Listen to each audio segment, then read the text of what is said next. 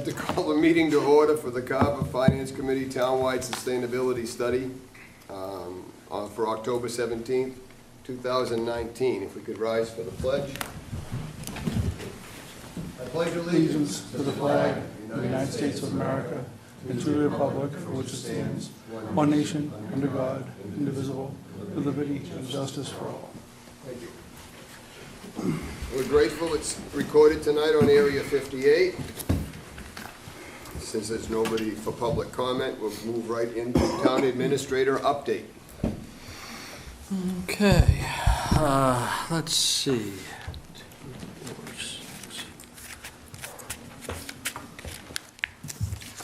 All right, Mr. Chairman and members of the Finance Committee, I've got a couple things to update you on. The first item that I'm passing around is the financial management policies. I know there's been talk by a selectman that wants to change healthcare and move it away from 50-50 and some other issues that will have some long-term impacts with the town. But why I'm passing this out is recently the school committee and the Board of Selectmen met, and on page 2, at the very bottom of the page, there's been a lot of success, as everyone knows, with consolidating some of our departments. Do you need another one? Sorry. Yeah. They'll come around. I have to use the mic, otherwise I'd walk over. There's been a lot of success with the consolidation and reorganization of several departments.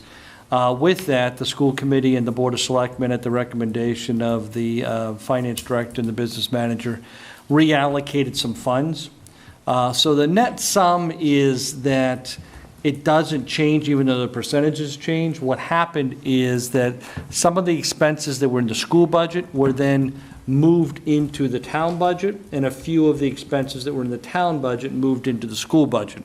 Primarily, the IT expenses moved into the school, and the O&M expenses for some people moved into the town, which in essence lowered the school's base but increased the town's base. But, you know, again, you change the base, you change the percentages, it's a net sum game. But that was the change that happened with that. Other than that, again, this is the Bible that we follow until these change. This is how I run everything. This is how I build my budgets. This is how I've done what we've been doing. This is how the Finance Committee's behind it. And I think the success we've had in creating a more stable financial organization. So, again, I'm passing that out. Next item I want to do is we did get our free cash certified. Free cash, again, is that funny term that only exists in municipal government. And in essence, a private sector comparison would be profit, is if you had more revenue than you anticipated and you had less expenses than what you budgeted for, that's your delta. Again, we have a balanced budget every year. That's what we look to. The goal is for the state to have a well-run government is between 3% and 5%. Sometimes we've exceeded 5 slightly. On average, we're in the 3% range. That's where we are this year. This year, our free cash is about $1.355 million, which falls into a percentage of a little over 3% of our operating budget. That money, according to our financial policies, let me go back to the financial policies. So what can we do with free cash? Well, free cash is one-time money. It can't be used in the operation budget because there's no guarantee that it'll come the following year. With that, we generally use that to fund a one-time cost, whether they're capital or whether they're other programs or projects or initiatives that need seed capital, or we're trying to pay down some unfunded liabilities, which is where that normally comes into play. Any questions on those two items? There was some additional North Carver Water District and stuff. Oh, yep, I can hit on those too.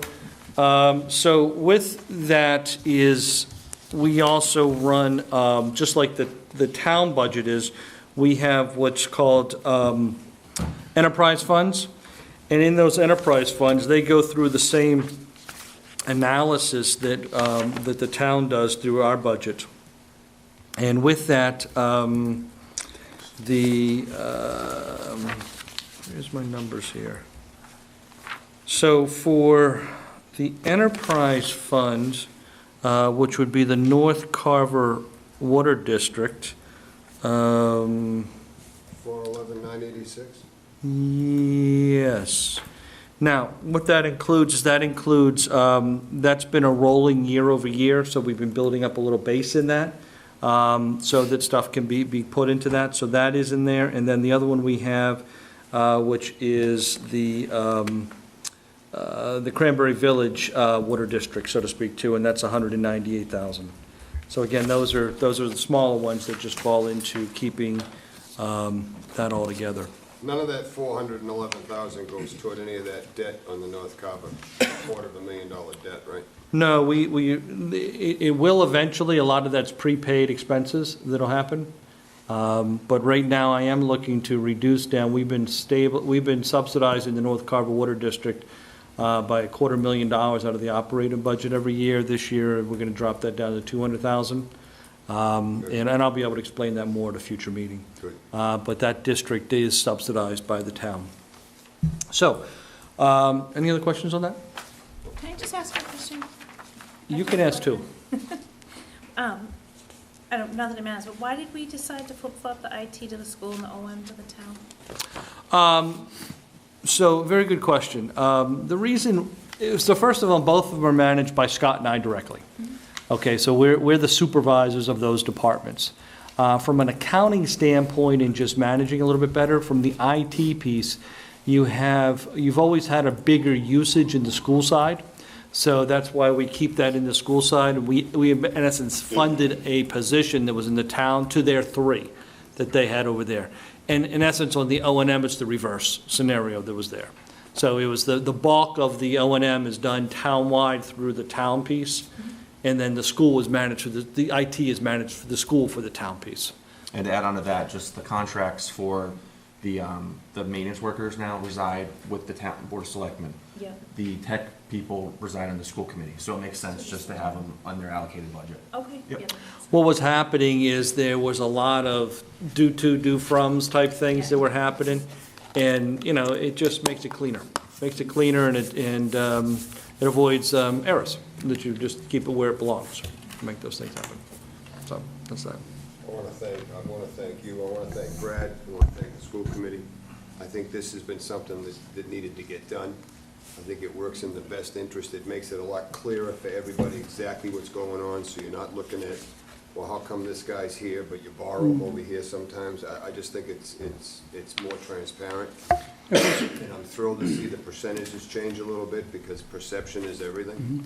Well, Meg and Brad came to us and said we're having to do multiple journal entries, per year to, now they don't have to do that, so it's more efficient. No, I'm thrilled by it.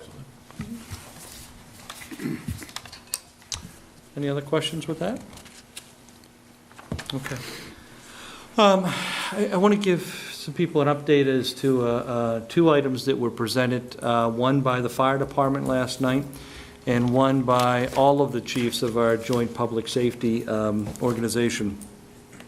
The first is this ISO rating. I'm just going to skim this.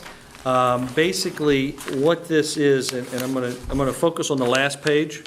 If you go to the last 2 pages, in essence, Carver is now in the top 4% in districts by their rating from a fire district standpoint.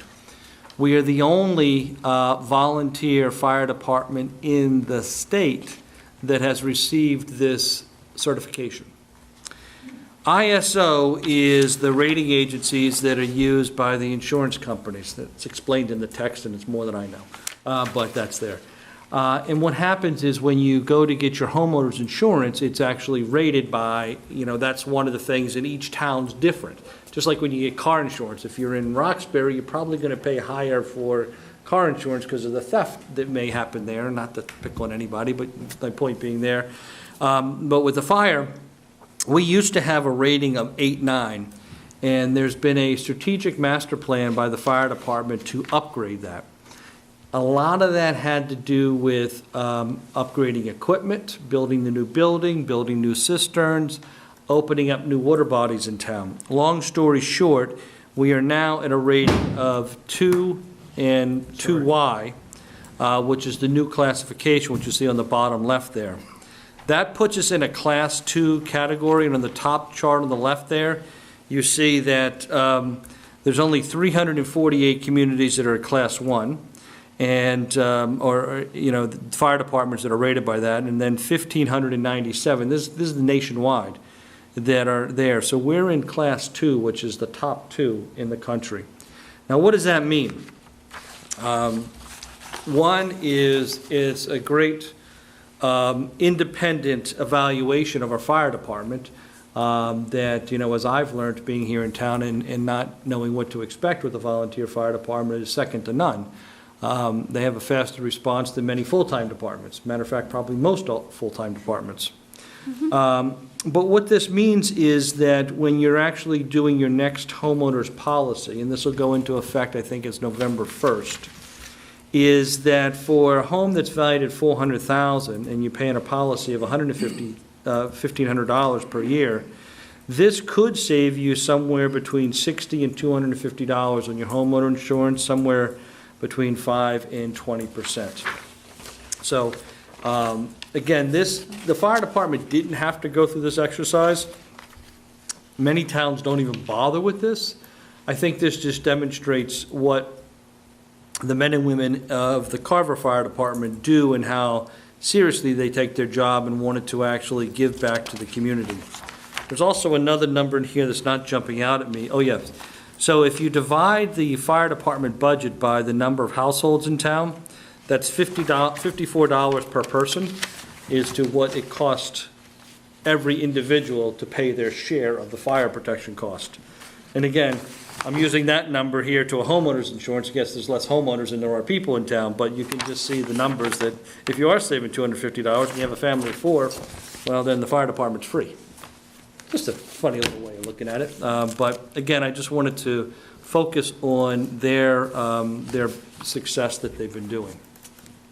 The next piece that I'm passing out is a packet that's been in the works with our police, fire, EMS, EMA, DPW, school, to deal with our communication system in town. And again, I'm not here to get into a long discussion on this because I wouldn't do it justice. The chiefs would. But much of our equipment is 25 years old. In addition to that, we also have a poor or limited reception in the middle high school. The new elementary school, we put in additional upgrades to make sure that that didn't happen.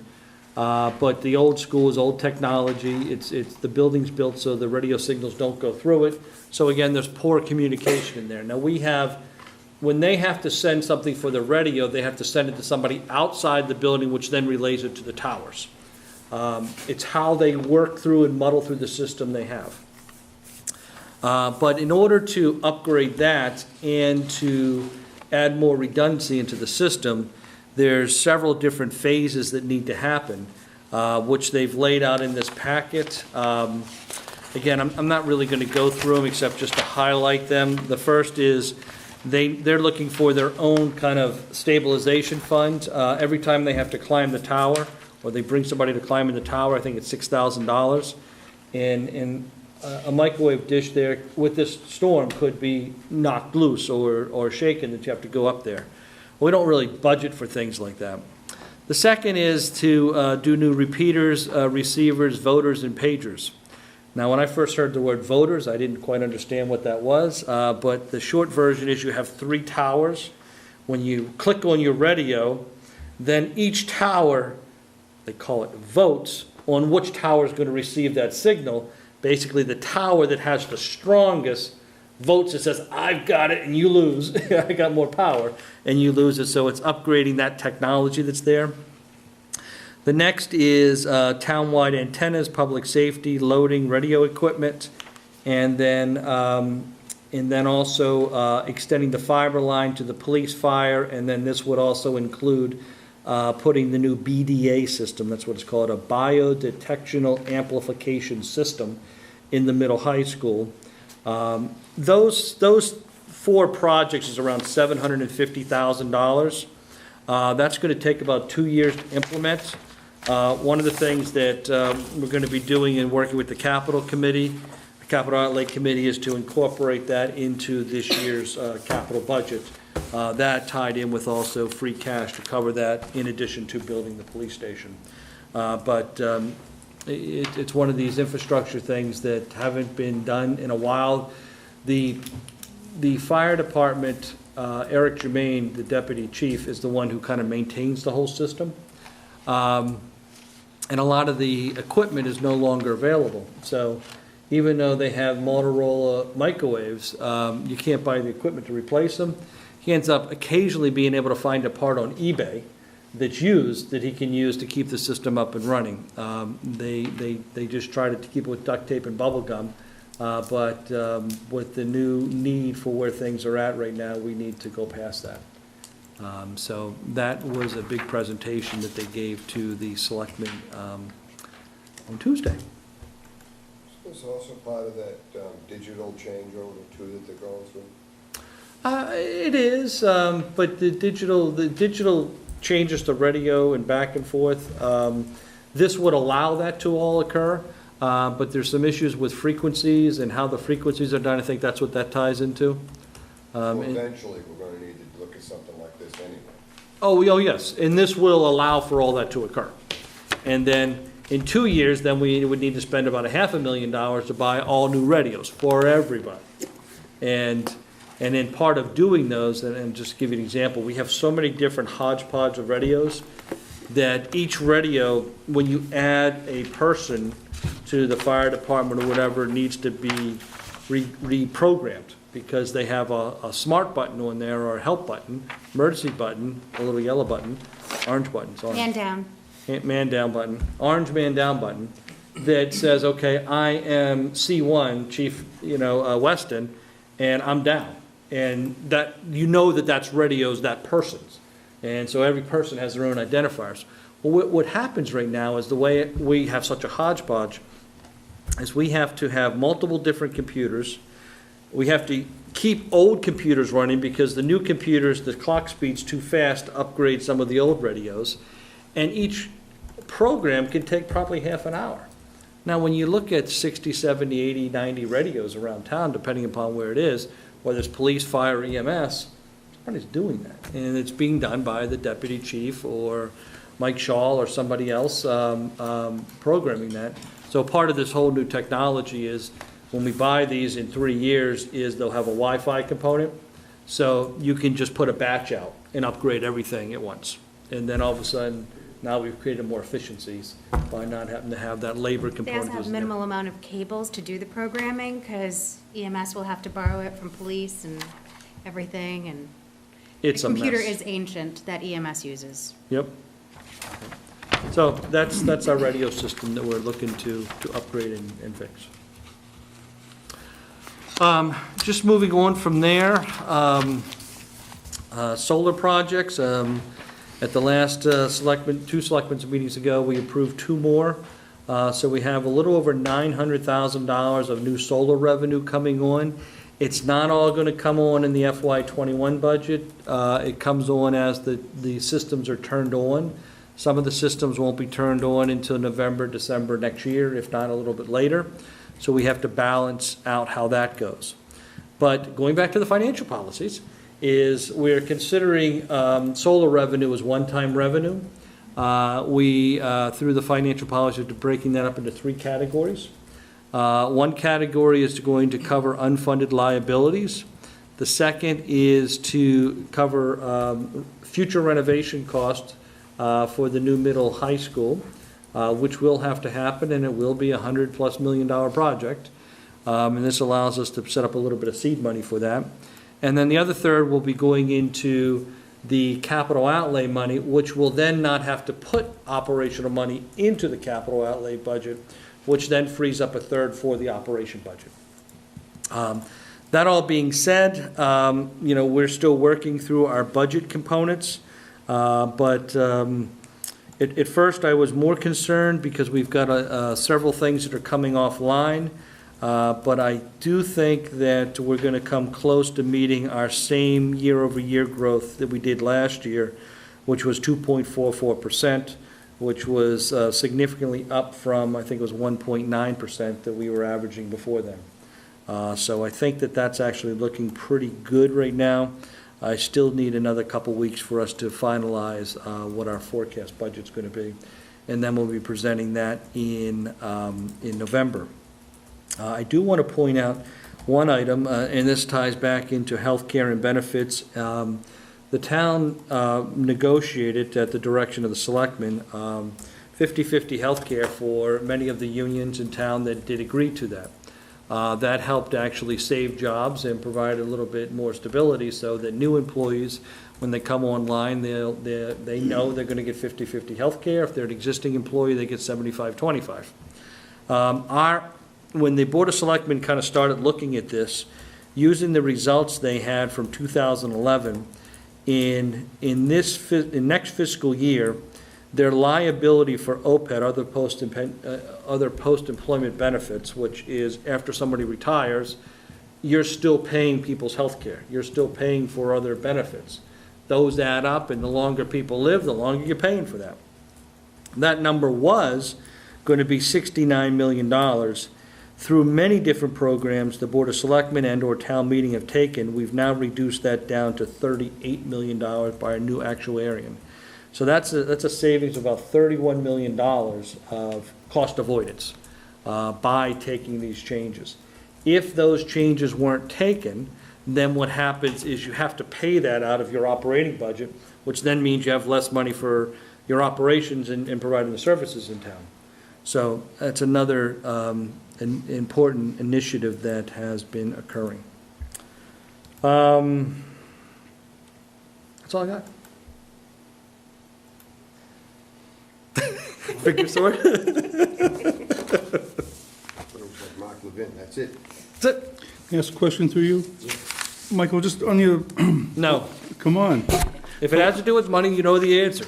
No, we're not just spending any more money. Just to repeat, All right, go ahead. from the 900,000 for solar revenue, what was the last third going to for the financial policies? So 3 buckets, Yeah, unfunded liabilities, Right. OPEB, pension. Second Middle high is school. middle high school. And the third revolves into the operating base, but it goes into capital, but it frees up money to come into the operation. okay, I didn't catch it when I was writing. Yeah. Thank So if there's nothing going on that requires a big capital expense, it can sit there. Well, it just gets put into our annual spend for capital, which is, with debt service and everything, it's a little over $3 million. So, I mean, there's still, what we try to do is make sure we're on top of our infrastructure now. Whereas before we weren't, that's why we built the new police station, fire station, elementary school, blah, blah, blah. That we can stay ahead of that stuff now. And just off topic, I guess, a little bit, where are we on, I didn't make the police station building committee, how are we looking at that? So we had our meeting this morning on that. Our bids are due, our final bids are due November 14th. We're going to have a meeting November 18th on that. We appear to have 2 or 3 companies that are looking in this price range for work that don't have work lined up in that time period. What that does is it creates competition. Competition's good for us. We can get hopefully better pricing. Right now, most projects are coming in over budget. The construction market has just gone haywire the last few years. So we're hopeful there's going to be. We do have 3 different things to be aware of. One is we're going to have, I think it's close to probably $1 million, 900 and some odd thousand dollars for the library, for the elementary school leftover. It's a little under $1 million. Yeah, I think it's 982 or something like that. It's the number in my head. So that's money that will become available. We're closing that out of the elementary school. That will take a town meeting vote to transfer that to the police station, but I've been talking about that for 3 years. We do have money in the capital outlay reserve that we would most likely need to tap into. And that will also require a vote of the Finance Committee. So, again, what we have funded and moved forward with is actually the building itself. And until the bids come in, we don't know. I mean, we think we're okay, but I'm not going to sit here and tell you that we're not going to have to tap into both of those numbers. But we have those available to do that. Then we are, because we have yet to fund the furniture and fit out of the police station, that will have to come out of the capital budget. And I think to emphasize what I've been saying for the last 2 years when we funded the police station, is any additional expenses, which there are going to be additional expenses, would all come out of free cash and/or capital outlay budgets. It would not be any additional borrowing. So we're trying to work it within that cash flow piece that's there. Thank you. I knew there was something going on with that, and I just thought you'd bring us up to speed on it. I know that Middleborough is building their new DPW barn, and 400,000 over. that's like a $15 million project to Yep. build the DPW garage. It's a nice DPW. Oh, I'm sure it is. It is a beautiful $15 million wash bay, salt bay, Yeah. all kinds of lovely Yeah. stuff. How long will it take, Michael, to get the number back from the MSBA, the certification of the number from the elementary school? Well, it depends. Did you sign the document yesterday? I did sign it. Okay, all right. Now I can answer your question. Okay. That is on for the next board meeting in November, I believe, right, Brad, the MSBA? I think it's November. Then from there, then they'll certify the numbers, and then we have to have DOR come out and do a one-time special reanalysis of our free cash. So the number that I gave you tonight should go up by $982,000, which then means that they'll do that just before town meeting, which then means we could do that. So DOR was going to do this as a one-time special event for us, so we didn't have to wait till the following year to get the free cash certified, because normally after July 7/1, anything that comes in after that is on the following year. But again, this was known, and we looked at different mechanisms to do it, but DOR said, couldn't come up with, they knew the money was there, they knew we were gonna have the excess money, but because it was bonded, this is the only way that they said that they could allocate the money so that we could reappropriate it to the police station. So we can't report it as an official number until we get that certification back, but I mean, it's very, very impressive, come under almost $1 million. I mean, it's very laudable for every committee, every person on all those committees that helped make that a reality. $299 a square foot for constructing that building, a number that was not touched 5 years before we built our building and is never going to be touched again. And that building is very durable, it'll last a lifetime, and it's something to be proud of. It is. But we had a good team, we didn't have any political bullshit involved in there, and the school got everything that it needed and some of the things that it wanted. A lot of the things that it wanted, but, and then on top of that too, which also flies under the radar, is that through some of the additional cost savings we had, we were able to really redo the network backbone of the town from a fiber standpoint.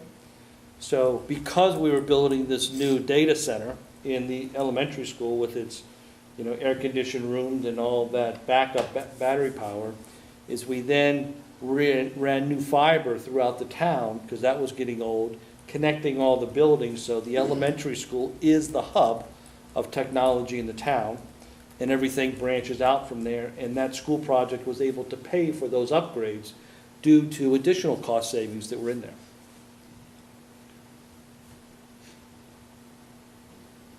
Great job that was done. And that's where the school committee, Brad's department, town administrator, everybody pulls together and works in the same direction. And I think this is the fruits of that labor. There's a lot of work that's been done over here next door, that a tremendous amount of this work that's going on in the King property that I know that a lot of it's been voluntary. everybody's squeezed on the material costs and done the very best they can do. And, you know, so it's made a big, it makes a big deal. It's $10 here and $10 there, and people laugh at that. But by the time you're all done adding it all up, it comes into, you know, maybe another ride for the playground, or another section of fence, or, you know, you equate it back out into something that has a meaning to it, so. And when things are tough, you wish you had that $10 back in your Oh, pocket. yeah, exactly, you know, that's why we try to watch the So I mean, the pennies, because the dollars take care of themselves, Right. you know? So, thank you very much. All I really wanted to do tonight with the continued discussion is just kind of throw it out. Sit back and get the input from you guys, and, you know, what you think is next, where we might be able to look at some sustainability going forward. I think that we're on the right track. I'm going to, with your permission, I'd like to post that financial policy. I'll put that on our FinCom website as the current financial policy. Let everybody see it that wants to. I think that the more information that gets out there, the more transparency, the easier it is to swallow. So, I think one of the challenges that you have is people just don't know what's going on, and they don't pay attention because there's no problems financially. And this town, you know, is not going to the taxpayers every time we build a new building and doing an override, like every other town is. We're making it work within our financial policies. And by having those and sticking consistently to them and not letting them become political tools, we're able to run our town like an efficient business. Yes, we're socially responsible, and we do some things to help people out, but at the end of the day, we've got rules, responsibilities, policies that we follow, and it makes everything work. I think, so as you're talking about your whole sustainability piece, I think the more that can be shared with the public to understand how their taxes are being very frugally spent on effective and efficient things, not inefficient things, not pork, not, you know, entitlements. It's you know, we're doing pretty good with those policies, and those policies are our Bible. And without those, you know, you'd be going to the town meeting like you did 7, 8 years ago. How much money we have? I don't know. Let's go talk about the night before, the day before, the hour before. And you had all the horse trading that happened back then. Now it's, you know, the budget, when it gets done, it'll be a balanced budget. It'll be done by the end of November. And you have 3 or 4 months to look at it. And it's really not going to change from that standpoint. So. you have to tip your hat to the department heads. You know, that Meg commented that you look at the police department budget, and even she remarked that for year end, she's, I don't know how Chief Dufley did it, but he came in right spot on. So this requires the department heads, Craig, Tom, Chief, and the department heads within Town Hall, to take their budgets very seriously. They don't come running back to us and say, hey, we need. They don't. You know, last year, what did we do? A couple of transfers, and it was for some school locks and the buckets. the buckets, and Tom Walsh came to us for 3 or 4 defibrillators for There was the, like 14 of them. huh? No, it was only for 4. Four. No, it's just- Yeah. Because the other departments had them, they were in the ambulance, but they wanted to put one in Town Hall, and so they really don't come to us with anything that's, you know, out of control. Oh my God, we forgot this and we need this $300,000 thing that's going on. And we did the fire department transfer for their PPE that was desperately needed, but they pushed that right to the very end of the line trying to get the grant. And when the grant failed, then, you know, somebody had to step up at that point and say, yeah, you guys need this material, this equipment. And we were there that night. And you talk about a group of guys that were incredibly grateful, and I'm still blown away by one of the guys said, it's a privilege. And I'm thinking to myself, you know, I'm saying, thank you very much for what you do, and this guy's telling me, well, it's a privilege. You can't buy that mindset, you can't buy that attitude. So hats off to the way these departments are run. They're run exceptionally well. They don't get run like a general runs an army, where just shut up and do what I tell you to do. They're run as a group, and I've seen it in the fire department, I've seen it in the police department.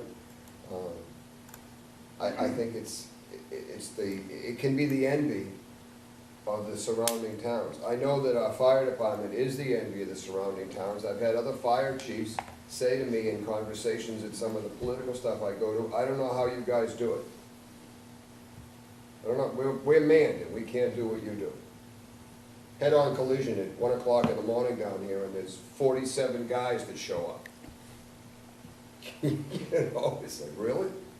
Actually, there were 26 firefighters that showed up for that, and all 3 chiefs. It should be a model to other towns. I think we are. Yeah.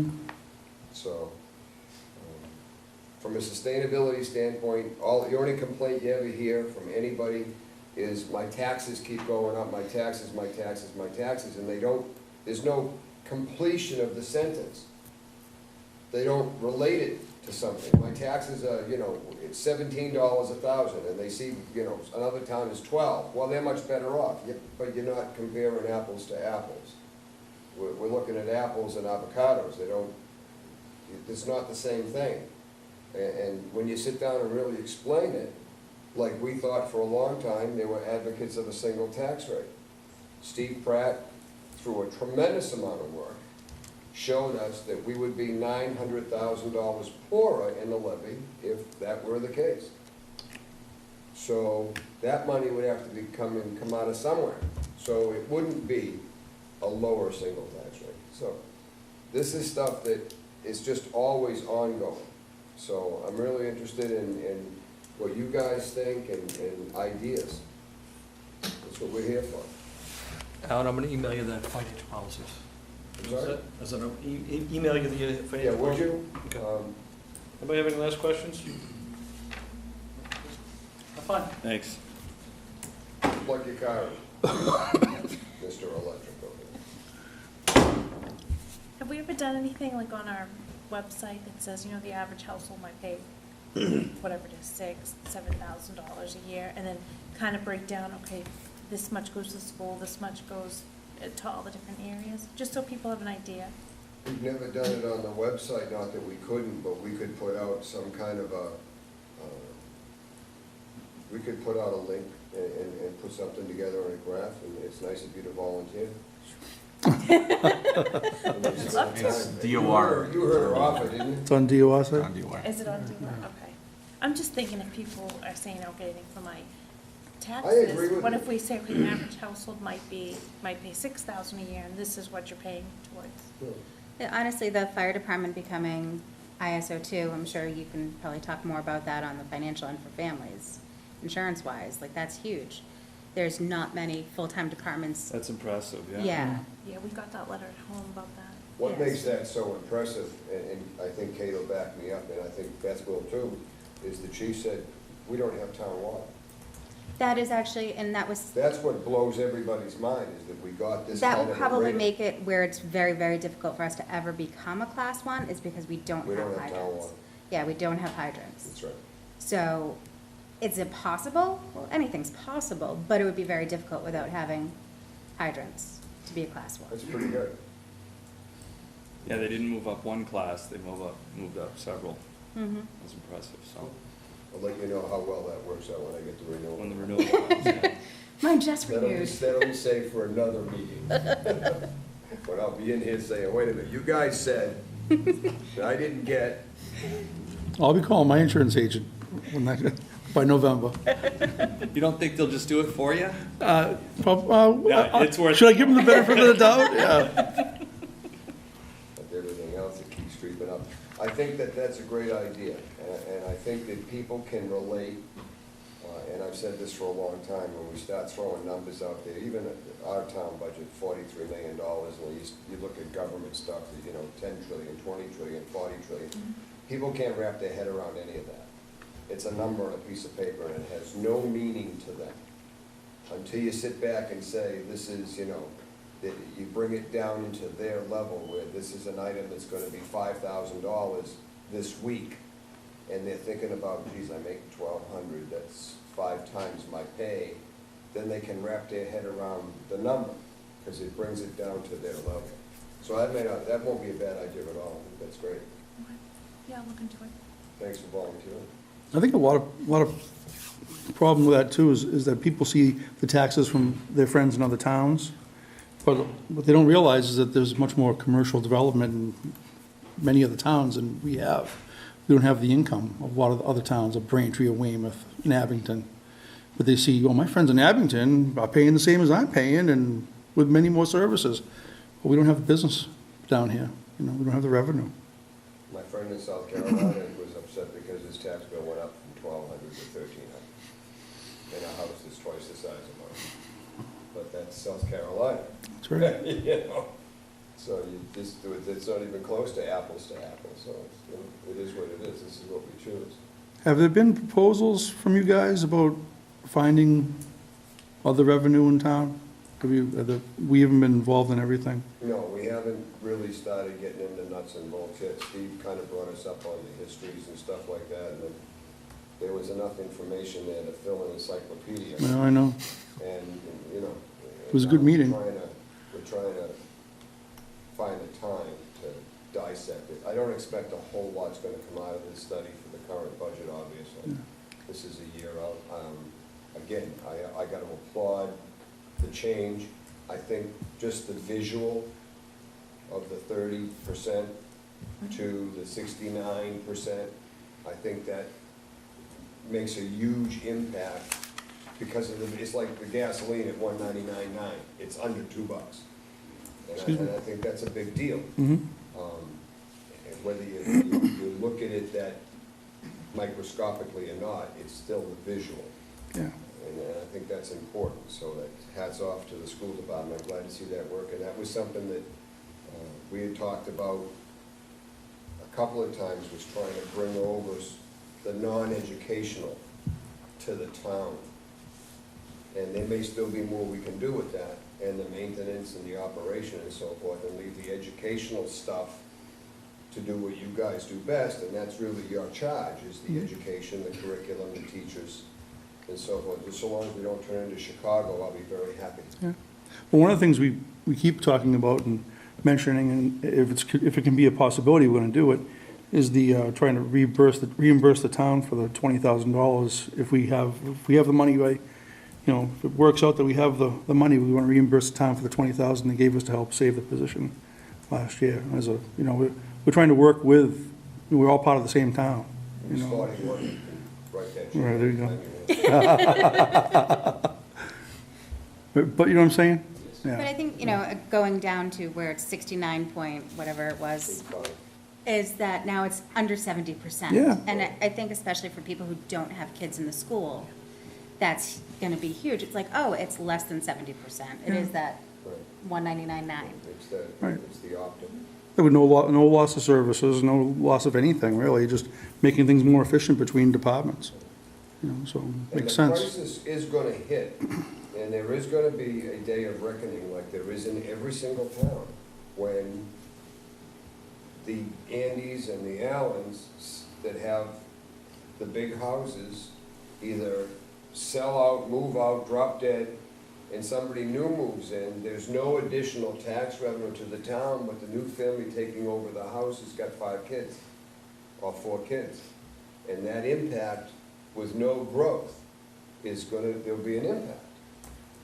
And you got a lot of people in this town that have a lot of homes that are bigger than they need.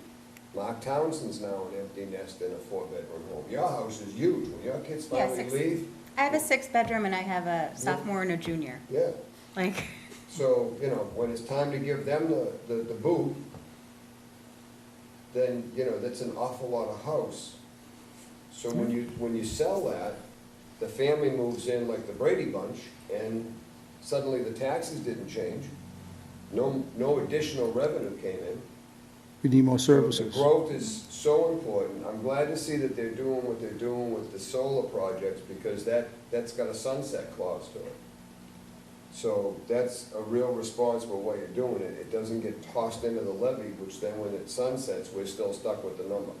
Well, it's great that we have that, as long as, when that was first going through, as a regular citizen, I was worried about the setbacks and the visuals and everything, and I think they solved a lot of that, as long as they stick stick to it. And these are under yeah. contract. Yeah, even those will eventually, you know, there's only so many they can have. I mean, there's only so much who can go back on the grid, you know what I mean? So eventually, you're gonna reach a limit for that, so we gotta find something else. And technology will change, and, you know, the only other challenge that I see with solar, and that's for another conversation at another time, is I'm not sure that there's enough of a bond for the full cost decommissioning.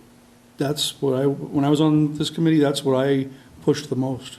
That's You know. the, and another resident brought it up the other night at the Conservation Commission, because, and I think she's right, you know, I don't know, and that's why I don't want to get into that discussion, but I don't know what the bond is. I know there's a $50,000 bond. I don't know if they go up as the mega wattage increases, and so obviously it costs more to take apart a 4-acre bog than it does to take apart a 2-acre solar field, so. And I'd be concerned about that. I think the biggest thing with solar is, as much as it's advancing, it's like Tesla. We don't know what we don't know yet. And that may come into place. I think the bigger companies have stabilized. There was a time, remember when like the cylinders and they would just disappear. You know, so I think that's where the bond issue came in. You didn't want the town being left holding the bag. You know, so get that up front, put it in escrow, you're good. They go out of business, well, you still have it. And the next big thing is gonna be for, I think from the Finance Committee standpoint, is gonna be how to deal with refuse and trash. Because that's gonna be an expense that I don't see how we're gonna be able to just dump that entire cost on the residents. Town's gonna have to do something. Excuse me. What if it ends up costing the town an extra $1 million a year? You can't just tell the residents, everybody pony up $500. You know, so there's gonna need to be something. I forget what it is that Middleborough spends now. I wanna say that they spent like, I think it was $3 million on the trucks. And then they do all their own trash pickup, and they provided, I don't know how many, 90,000 barrels or something like that. They're all numbered. And you got one for recycling and one for trash, and now the two of them go in the same hole because there's no market for recycling. no market for recycling. So until that market resurrects itself, but Middleborough's spending a lot of money. It's in the millions. But town meeting did vote that we didn't want town-wide, so everyone would just have a private hauler. You know, right up until the next town meeting when everybody's getting whacked with a $1,200 surcharge. From their private hauler. trash. Exactly. Then they're gonna want town services. So this may be something that we're gonna need to look at going down the road also, and you know, what magic hat's that gonna come out of. This is Our a responsibility is to keep it responsible within the town and try to keep the burden on the taxpayer reasonable, as well as promote commercial growth. I know there's been a big influx in some personal property tax adjustments this year, as well as some assessment changes this year, in the way some properties have been done that were incorrect in the past, so that's gonna make a change. So that's gonna be good. Now, that's gonna also, those numbers change, so that comes into some of the growth, but it's still growth.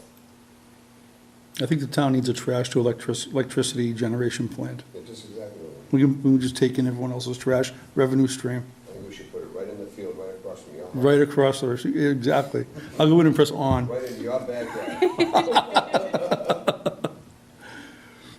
Did we ever apply for any of the green grants? Remember we That I passed don't know. that? Okay. That is too bad he Well- took off. Yeah, they are, they're still working on it. Yeah, I was gonna say, Okay. have we even met all the qualifications, because we're a couple we didn't have yet. We The, did. No, I think we met. I thought there was like, wasn't there one that we didn't? I think There was you might be the- right. Yeah, because it was the the- last one on the list. Yeah, there was one thing I think we didn't meet yet, but they were working on it, so I don't know where we are at that, so we can check with Michael on that. Did he leave? Yes.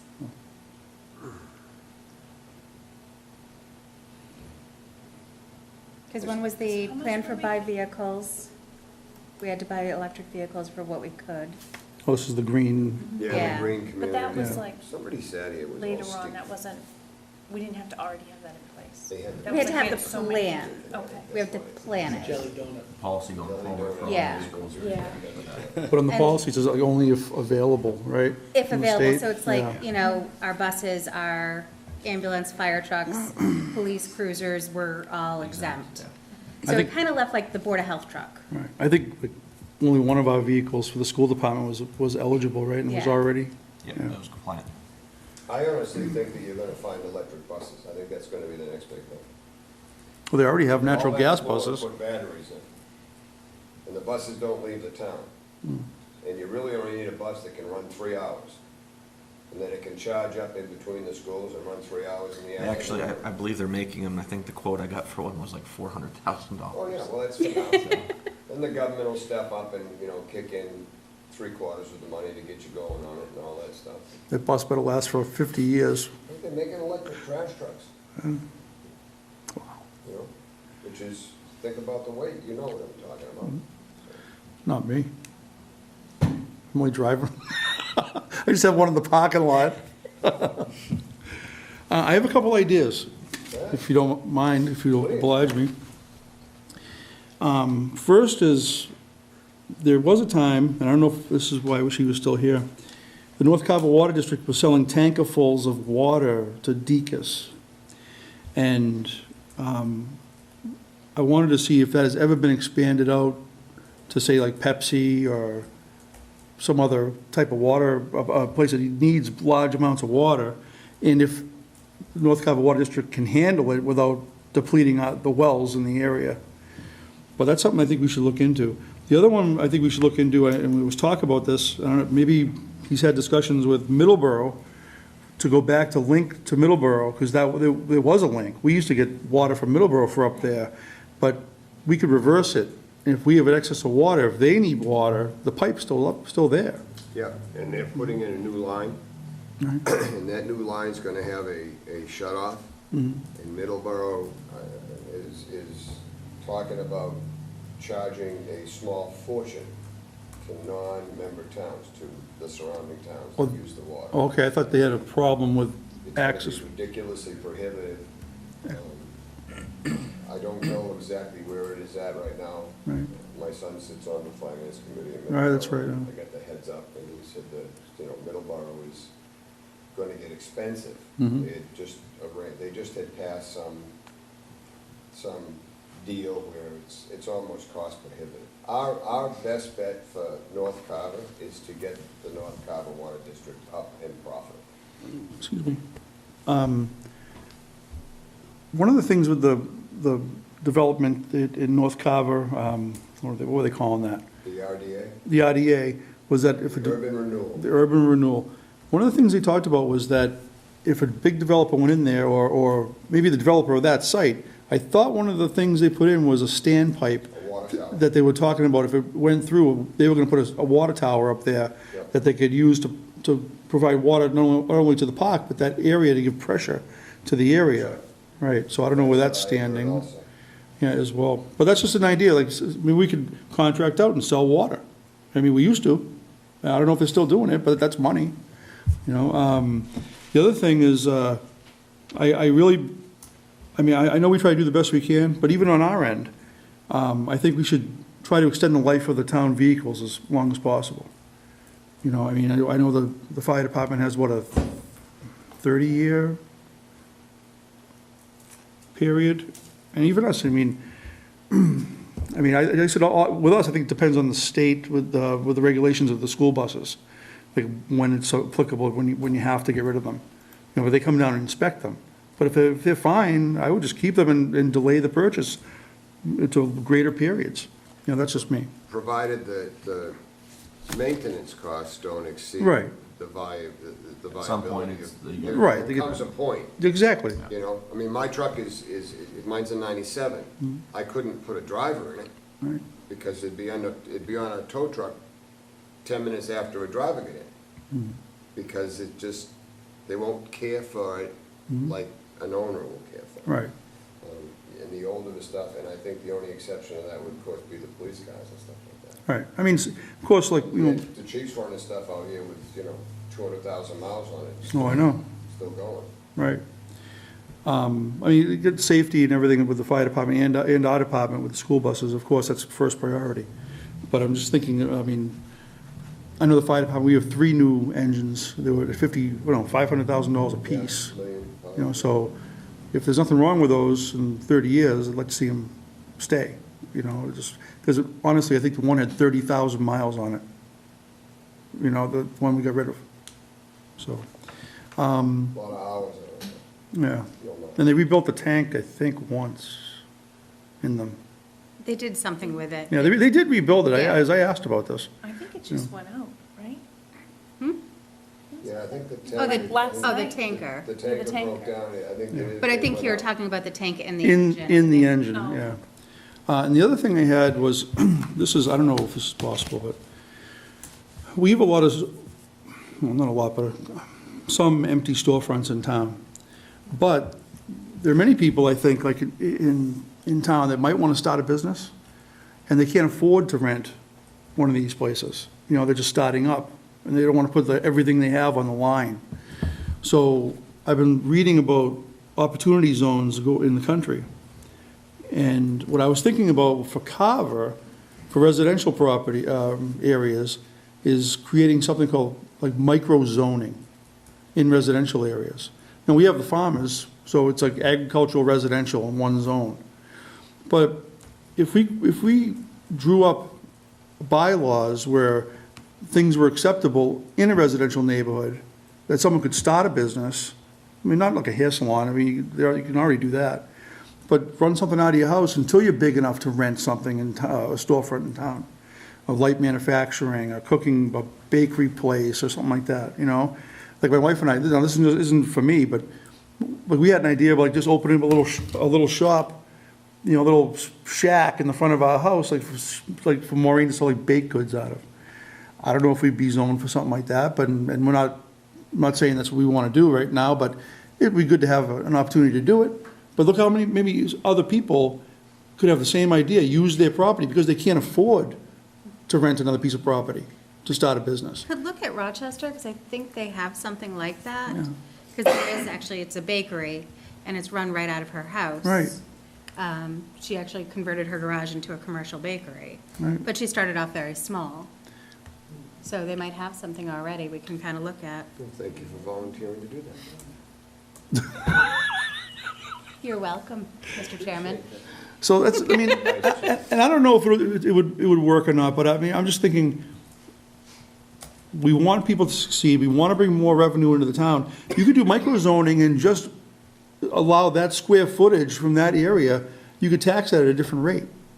You know, if people are actually making a profit and they're still registered as a business, you know, it could be stained glass, it could be anything, you know, some craft work, or someone selling something out of their home, or have a little shop, you know, one part of their property. People can come in, like the people down on Tremont Street, they were at the farmer's market, they had the alpacas. You know what I mean? Like, they could maybe sell something right on their property if it's not already zoned for that. But that's just an idea. Yeah, we probably have to look into that, because I'm wondering if we would ever get caught into like the hobby law. You know what I mean? Like after so many years when you don't make money and your tax return, they consider you as a hobby. Yeah, That's the only thing. I guess it would be based on how much you Yeah. how sell. much you make. Yeah. It's just an idea, I'm just throwing it out there. I mean, I don't even know where to start on it, but it's just an idea. I mean, gotta take a step. I mean, we're not having, no one's coming to open a giant research facility right now, or a giant, you know, amusement park, or another one, you know, or, you know what I mean? Like, so we kind of, I think we have to create our own opportunities. And maybe starting small is the way to do it. Well, we have a lot of, we do, we have the vacant storefronts, and it's a shame to see them sit vacant. And, you know, people, the space is either too small for an established guy, or too expensive for somebody starting out. So there's a push-pull. Yeah, in Quincy, there was a girl that I went to school with, she just made like gingerbread houses and ginger snap cookies. Ginger Betty? Ginger Betty, see, people know her. Oh, I know Ginger Right? Betty's. Yeah, right, on C Street, but before, she was doing it out of her house. It was out of it. Right, It was and, across from Sam's Market. yeah, so, and people know her, she was down at the White House, I mean, she's been, just from that one shop, but it went from going out of her house to being able to open that shop. You know, so, I don't know. We just, instead of doing it kind of on the QT, I mean, let's say, this is your area, this is your zone, you're officially zoned for this, you're gonna be insured for this, you know, that type of thing, and, everything's above board, and you have an official new business, you know? Anyway, that's it. That's my only suggestion. Oh, yeah. Got it.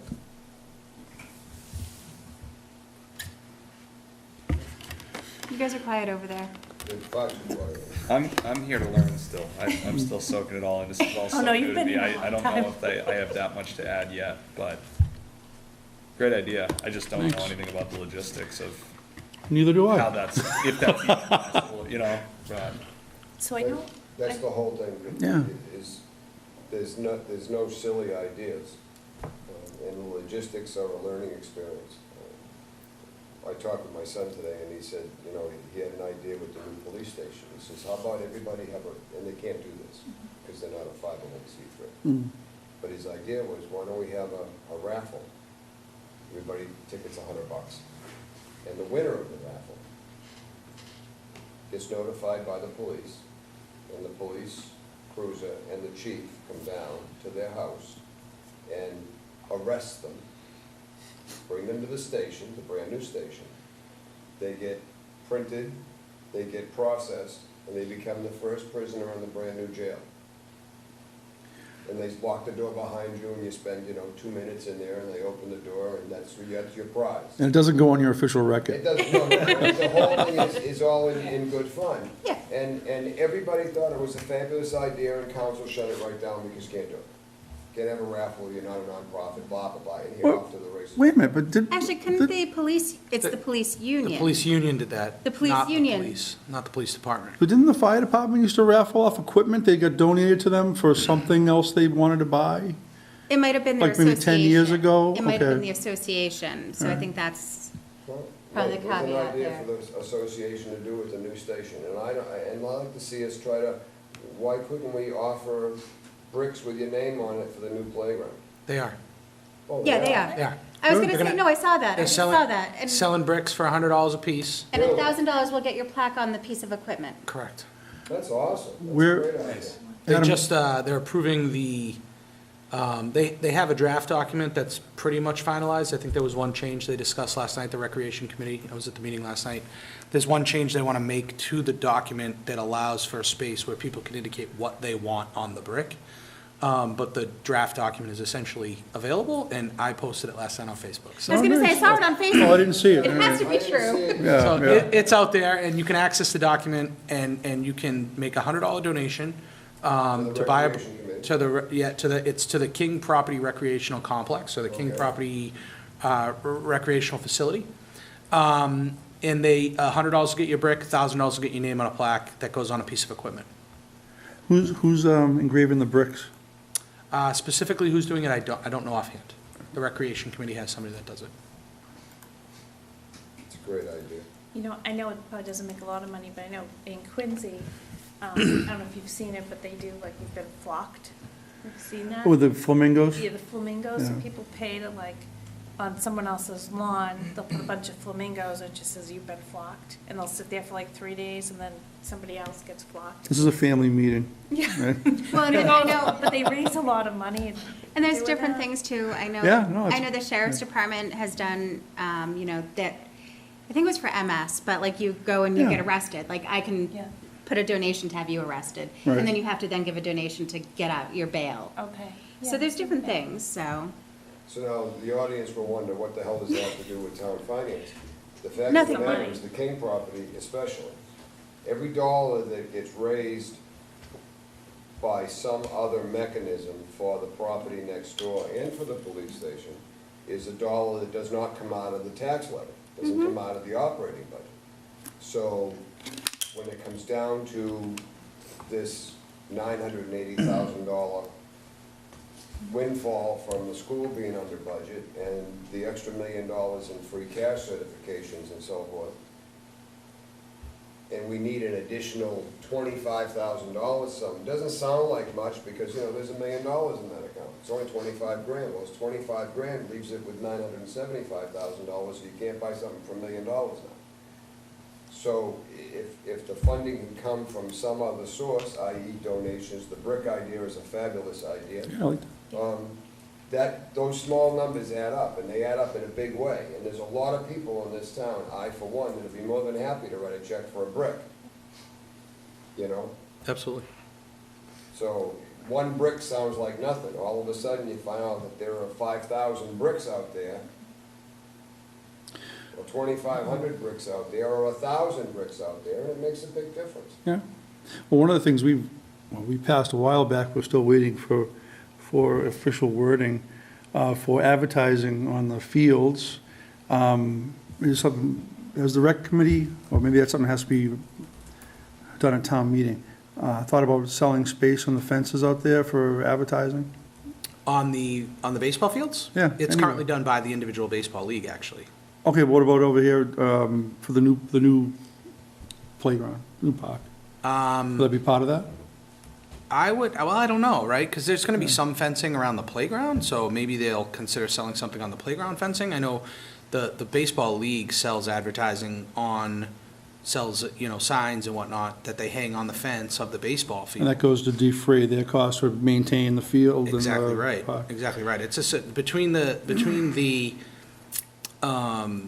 signage around the field and the snack shack revenue, it provides a substantial amount of net positive revenue for the league so that we're able to fund other things and alleviate the expenses to families. No, that field itself, that field is town property, but you guys maintain it, right? Affirmative. All right, and that's the snack shack, wasn't that the one that where the roof was coming down? Was that the one, or was that the storage? Is there a So- storage shed? So the short answer is the roof on the snack shack was in disrepair. Yeah. And one portion of it, half of it, roughly a little more than half of it, was repaired a long time ago, 15 years ago. But the portion that was over the garage had to be repaired, and it was done about 3 years ago. We had volunteer labor, the league purchased the materials, and we got volunteer labor to repair the roof of that shack. The shack was built, the fields were built by volunteers that were involved with the baseball programs at the time. Way back when, it was Dave Olson and his cranberry bog machines that built those fields. And the snack shack itself was built by baseball families, a few different folks. So the buildings, the property is town property. It was deeded to the town by King and developed as baseball fields, and then by the leagues. And does the baseball league, do they prefer to take care of it themselves, or do they find it a burden, or? Well, I've heard stories that they kind of like doing it because they can do it their way. So I'm just curious, 'cause I'm not involved with it. No, and I'm happy to speak to it because I'm in a position where I have a lot of information. So I'm currently the president of the baseball league, so I knew you were involved. Yeah, so I understand how it all works. I will tell you that in my own personal opinion, it is a tremendous burden on the league to maintain that property to the extent that it needs to be maintained to provide a safe, adequate playing surface for the league. The league has historically paid to maintain that property. When I say paid to maintain, I'm talking mow, fertilize, water, weed, repair, everything that happens on that property. Chalk lines, everything. Everything. So, and it's an exorbitant expense on an annual basis, and without the signs and without the snack shack, we would not be allowed to afford, we wouldn't be in a position to afford it. Gotcha. We have, as a league, we don't mind it. We feel like in some respects, it's a way for us to alleviate the burden on the community, and the community is that which we serve, right? It's the children and the families within the community that we serve as a league. Yeah. So we've sort of been happy to do it, and one of the sort of unintended benefits of doing so was exclusive use of the property. It helps to alleviate the need for us, the lights, for instance. That electric bill was historically paid for by the town. It's now specifically paid for by the rec department and the rec committee. Okay. So the fact that we're maintaining the fields alleviates the need for us to have to pay the electric bill, that sort of thing. So it's a loaded question, and there's a lot of different contributing factors. I didn't mean for it to be a No, little. I'm very comfortable answering it. I'm happy to answer it, because there's a lot of confusion about it.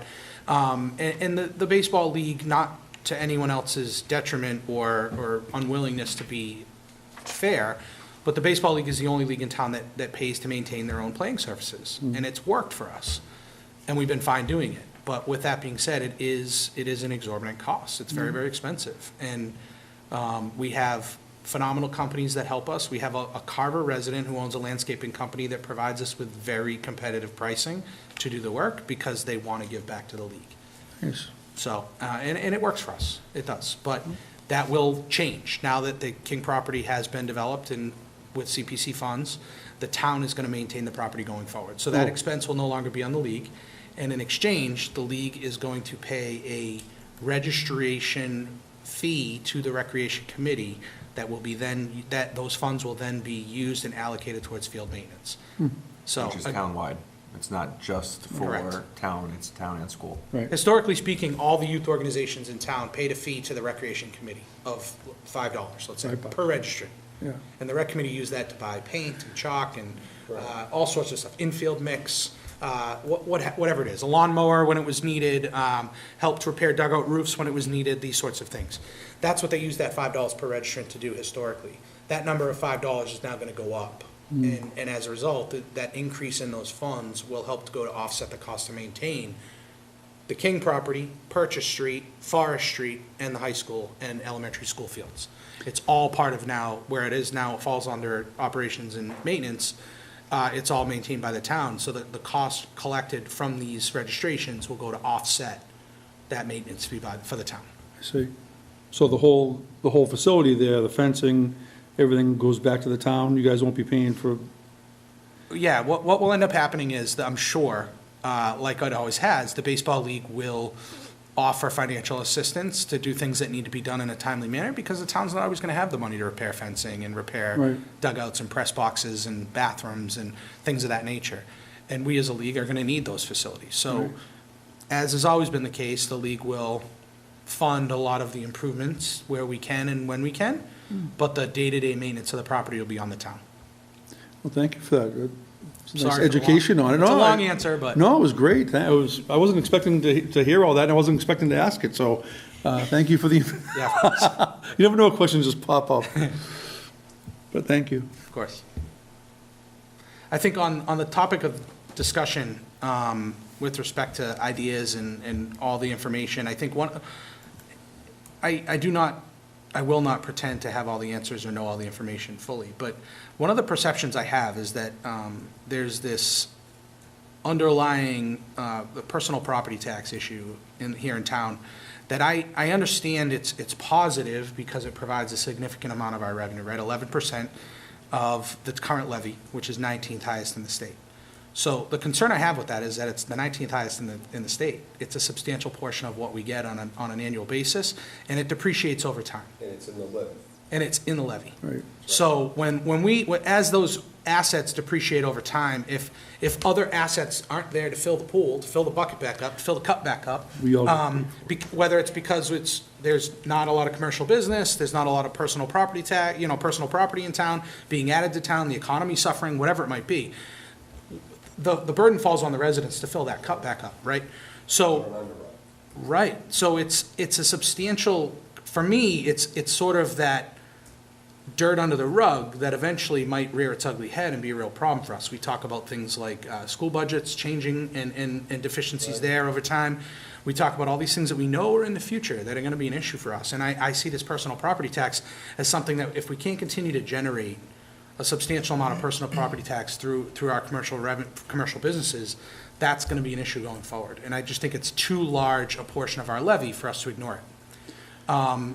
In addition, and this is probably obvious to everyone who's watching or listening, but I think one thing we have here in town is land, a ton of it, right? And I think that developing that land and developing it intelligently is, and specifically with residential homes, I think is an important step for us moving forward, right? The one way to alleviate the tax burden on taxpayers is to add more taxpayers.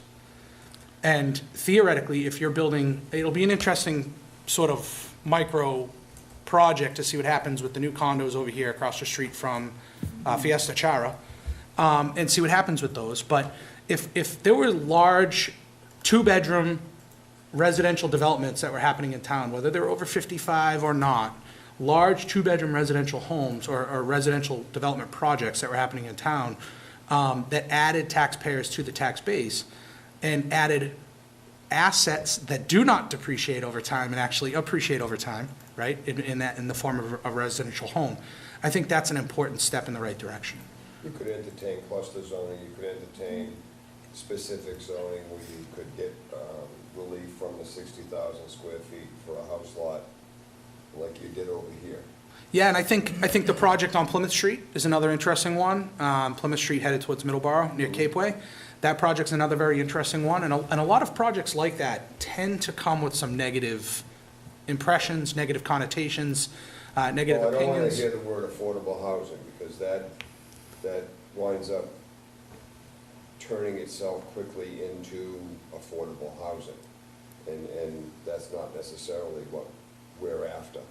Well, and I think, to your point, right, that's sort of what I'm alluding to, right, is anytime you hear affordable housing or 40B You project, think Section 8? you think, well, there's an assumption that comes with that. And to the point of this entire discussion about the sustainability study and what we're hoping to do with this conversation is to bring more things to light and help people, educate some folks on how things are done, why they're done, and the history of how we got from point A to point B. I think some of that can also come with educating folks on what 40B really means. And when you build a 40B development, there's only a small portion of it that has to be affordable. If you're building 100 units, they're not 100 affordable units. They're 90 units that aren't and 10 that are affordable housing. And affordable housing in one community might be a $150,000 structure, whereas in other communities, it's a $400,000 structure because it has to do with the median home price. So affordable housing isn't necessarily a bad thing in all instances, and I think smart development and the development that helps the underlying tax base is good, right? I don't think another development with 4,000 square foot homes is necessarily it adds, like you said, a family of five to the tax base. Whereas if you're building, we have these manufactured homes that were built way back when, and that gave us a shot of adrenaline that we needed as a town. But now, over time, because of the way they're classified, it's not providing the same benefit that a residential home would. And I think a small, 2,000 square foot, two-bedroom home is gonna add taxpayers without adding tax burden, or, I think it's smart development, and I think it can help us in the long term. And back to the school, what's our current capacity between the two schools? Not how many students we now have today. What's our current capacity without having to add a single teacher, another bus? How many more students could we take? I know it's a hard number because you Yeah, don't know what grade they're going. Well, that, and not so to mention, forth. so perfect example, if you build a new lot in one specific area that has 20 new kids on it that are going to one unit, that doesn't mean you have to add on a bus. It may, depending on where the exact location is. So capacity-wise for buses, honestly, we're pretty tight right now, just because the hour mark, Carver is just such, the way we're set up geographically, it's just it's hard to get everywhere you want within an hour if you're dropping students off. So bus-wise cost, again, everything is variable. And same thing, and you guys mentioned this too before, and Adam, you said, it's gotta be specific. You don't wanna just throw a plot in somewhere and build 100 houses. There's ramifications on for the school and every decision that's made. And you guys know, you're gonna be moving out of your houses at some point, families will be moving in. We can handle swings, so perfect example this year, our enrollment's at 20 kids from last October 1st, mostly in the elementary school. We can handle that as long as it's small increments. But if we get hit with 20 new kids in one grade level, we then have to hire a new teacher. And then that cycles all the way through. And I know that the town of Marion, which does have 40B, they had one put in, and that school, the Sippican, ended up actually had to go to the town for more money because their school budget couldn't handle it. So it actually ended up to be a negative for the whole town. So yes, they had more taxes coming in, but they didn't have it yet, and now they ended up with a shortfall. But I think eventually the negative would turn into a positive as the Yeah, kids and grow up. in every conversation we have with the school, a lot of them revolve around student enrollment, and a declining student enrollment is not a good thing, Right. right? So But we need a don't gradual, necessarily- we need a gradual growth. Exactly. It's that alligator. You need to, you can't just throw in 100 kids on us, and if and expect us to handle it. Of course. If it's incremental, yes, we can do it, but the issue comes into, we're so far from closing that gap with enrollment that we're a couple hundred kids away from ever getting more Chapter 70 money. So that's the one downside of this. The only thing We you have a bring big in with gap a new to development fill. is the is the tax from the property. You wouldn't see another dollar from Chapter 70 until we Right. close that gap. So you're gonna add on costs with every kid you bring in. Yeah, maybe you can handle 5, 10, but, I mean, we send out, let's say, right now, I think we have 16 kids out of district for 1,600 kids total. So figure 1 per 100 is going out of district at a minimum of a $45,000 cost. So it's gonna be tough. We're gonna be in a hard spot if we add on drastically. You've gotta slowly increment it to make it work. Same with the spend, that's ridiculous, it's really expensive also. It's mandated from the state. Oh, it's Yeah. crazy. We have We no can't do control. anything about it. So, what do we set aside for that?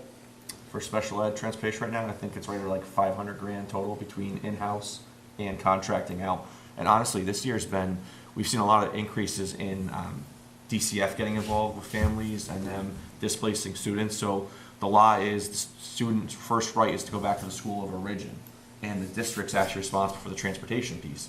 So if DCF comes in, takes a kid from Carver, places them in Sandwich, we have to transport them and we have to pay that full cost until either they get permanently placed somewhere else or they're rehomed in Carver.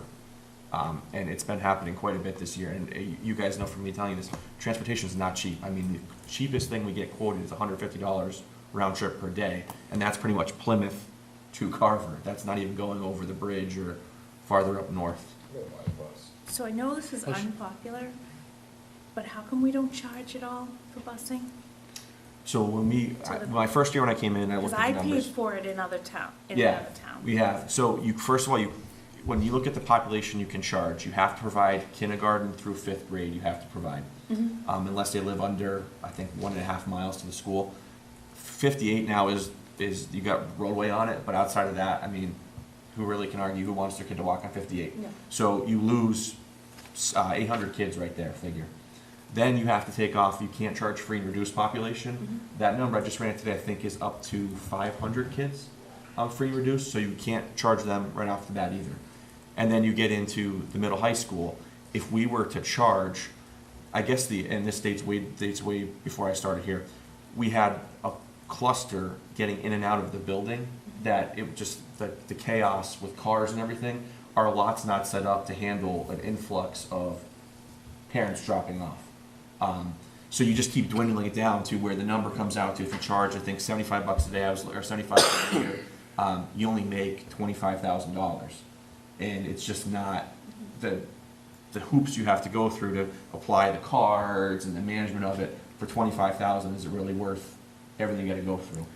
Then you get that whole question about the residents saying, well, we pay these taxes, what do we get for our money? That type of thing, you know, so then you hit them again, we already hit them with increased fees, you know, with the rec committee, the field usage and everything else. Look at the you know, parking fee and everything. The parking that- fee, you know, that was a few years, Some towns that are charging per kid for bus transportation. yeah. That would flip me out if I was paying $400 taxes. I wanna say, is So what when I've seen. I lived in Braintree before here, my older daughter, so we paid, you didn't have to pay kindergarten through 6th grade, so 7th grade through high school, we used to pay, if you lived, I think it was 1.5 miles or Yeah. 2 miles away from the school, and I was pretty close to the school, but we still paid, and it was $1 a day, so it was $180 a year, $1 a day. And again, if you were on like any type of reduced lunch program, you didn't pay Yeah, towards it. yeah. Yep. No, I mean, we looked at it before, and me and Scott didn't feel like it was an avenue to go down and ask the school committee to approve, so. When Alan was a kid, I it know was, it's not popular, I just said I know other towns pay for it. when Alan was a kid, it was 5 miles, and he had away, and he was uphill both ways. I And do it know affected me, I had this, kids, so the think bus never, ever once stopped in front of my house to let me off the bus. Never. It was, I walked. I to grew the up nearest on- bus stop, wherever that was at two ends of Well, the that's street. a big difference now. Yeah, now it's every although I am glad to see that. We're- it seems to be They do the some cars- clusters. I'm seeing more kids get off at a single stop and they actually walk a little bit now instead of every single house. Yeah, somebody implemented that change a couple years ago and has really cracked down on it, and it's changed things for a lot of families. A certain individual. Sore subject. Yeah. Not for me, no, but, I mean, I think it's tough for some families with young children, kindergartners, for instance, to walk. Oh, I wouldn't want a Several hundred kindergartner yards. getting off and walking a block and a half to the house. I don't trust that in this day and age. But I see no reason why a junior or middle high school kid can't, really?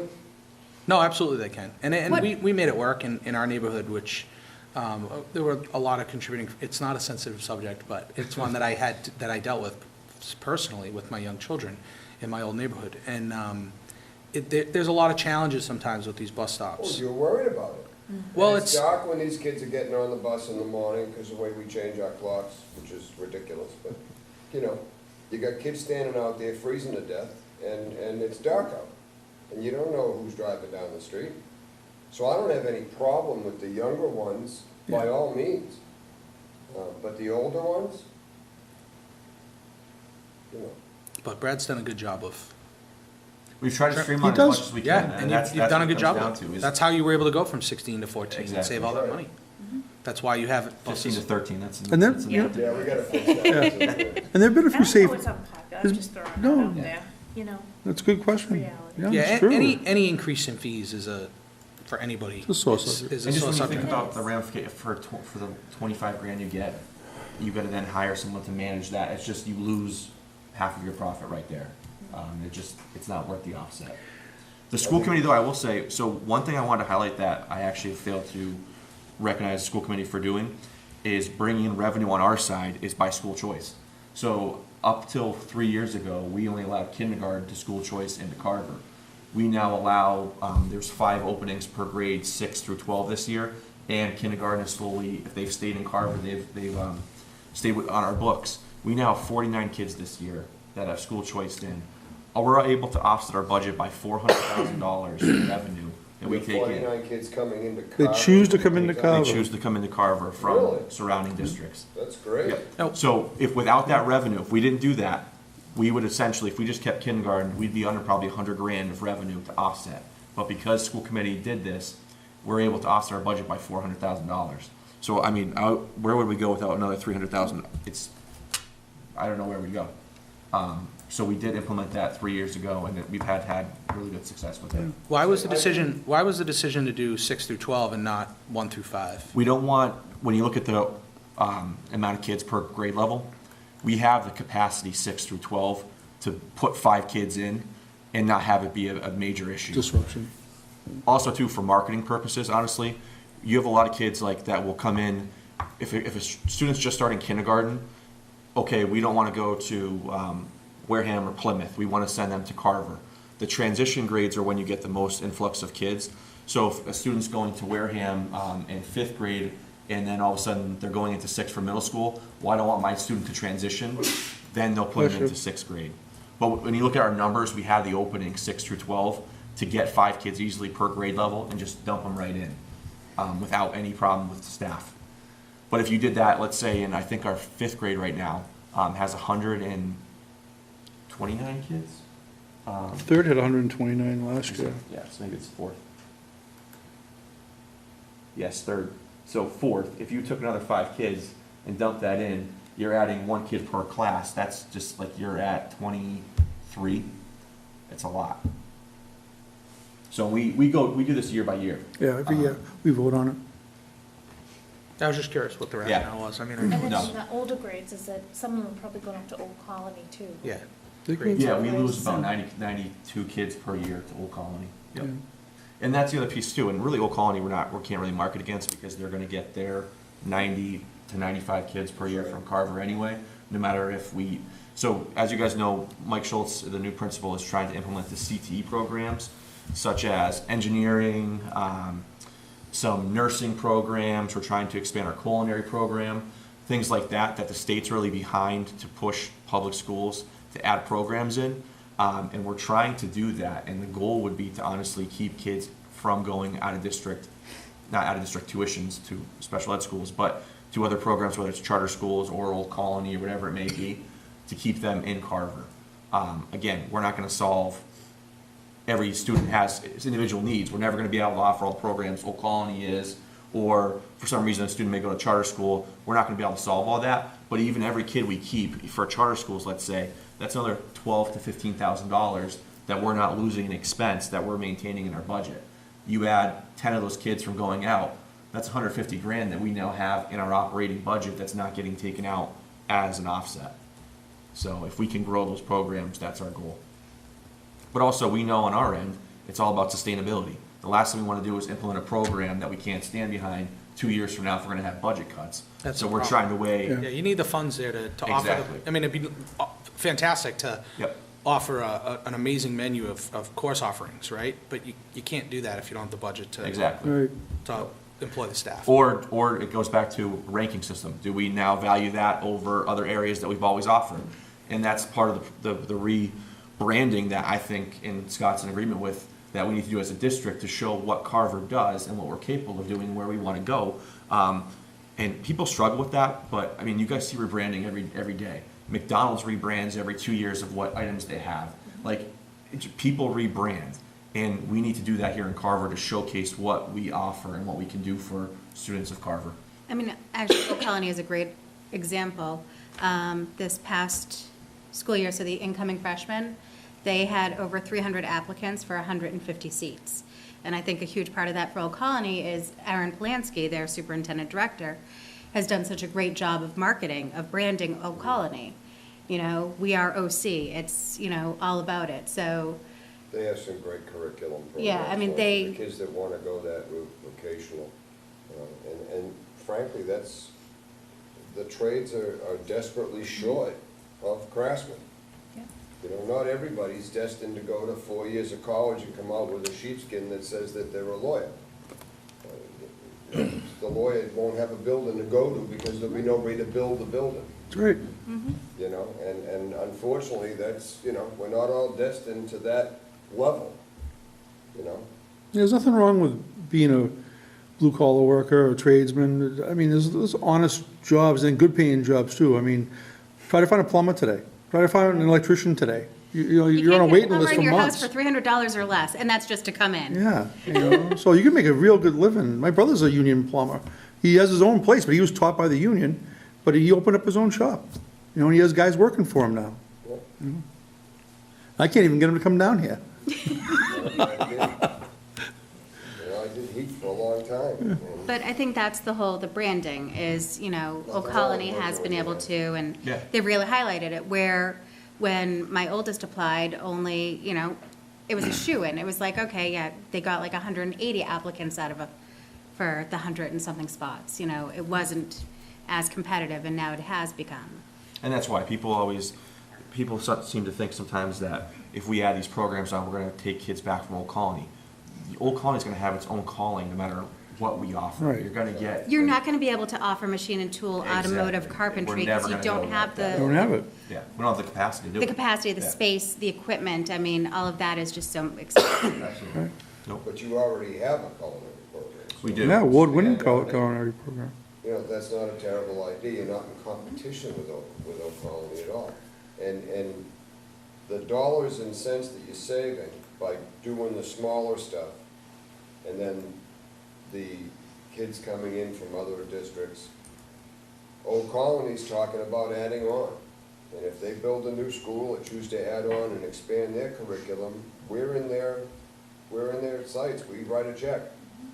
And it could be a considerable amount of money. So we could be part of that whole debt service as Old Colony goes forward. I agree with you on personal property tax.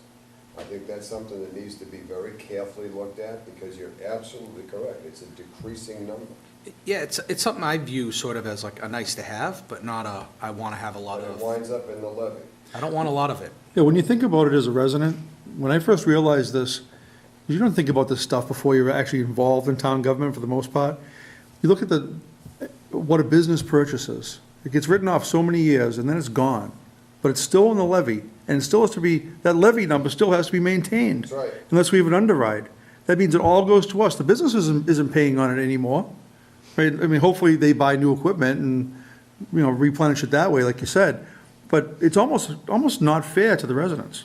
Yeah, I didn't, in the interest of full disclosure, I before I joined this committee and quite frankly, until the last meeting we had with Mr. Pratt, I did not know what personal property tax was. And after the last meeting, I said, Steve, talk to me like I'm a fourth grader and explain to me what personal property tax is, because I didn't know what it was. It's just full disclosure. And I didn't realize it was such a large portion of our tax revenue. And then for him to explain, well, if a local business buys a copy machine that costs $10,000, they pay a tax on that, the value of that copier. And it's a decreasing value. It depreciates over time, zero. so it's, But the initial number that they paid is in the levy. Right. And then the next year, They when pay. that depreciates a little bit. That's in the levy. That number is now what comes in, but the original number is still in the levy. So now So the the- depreciation it never goes of down. $10 on that copy machine just got divided up amongst all the taxpayers. right. Right. Because the number in the levy didn't change. If there was a way to run the town, like I said, just out of fairness, if there was a way to run the town with doing an underride that matched the depreciation of personal property from commercial businesses, that would be the fairest way to do it, because you always, you'd require less taxes from the residents to, you wouldn't have to make up that number. You'd have But less money to. You'd have less money to run the town. Yeah, That's, but so yeah, that's, you would need- that's the rock you're behind. You need debt exclusions for a lot of the projects Right. we've done, so it's a. Yeah, so that's what I mean, that's, Balancing like, how do you do it? You can't. There's absolutely a balance in that. And that's assuming that every business is, Johnny on the spot with an accurate number. And, let's be fair, let's be realistic. And a lot of those numbers are skewed also. You sit back and say, well, look at, I don't know, Shaw's. What in that building is really personal property taxable? Well, the cash registers, all the shelving, the freezers, and on and on and on and on, but we have to rely on them to give us the number. Well, We let's, don't know the number. let's just say tomorrow, everybody gave us a number 50% higher than what they're currently giving us for a number. You know what they do? They take 11% and it becomes 20%, and we're higher in the state, and it becomes a bigger problem next year. It's not a solution to the problem. That's right. So it's great, it's good to have, but you don't want a lot of it, you don't want too much of it, and you don't want to rely upon it. And so there's got to be other creative ways to, commercial business is the easiest, right? But there's got to be other creative ways to But alleviate the commercial tax business burden will on the eventually taxpayer. come back and bite you too.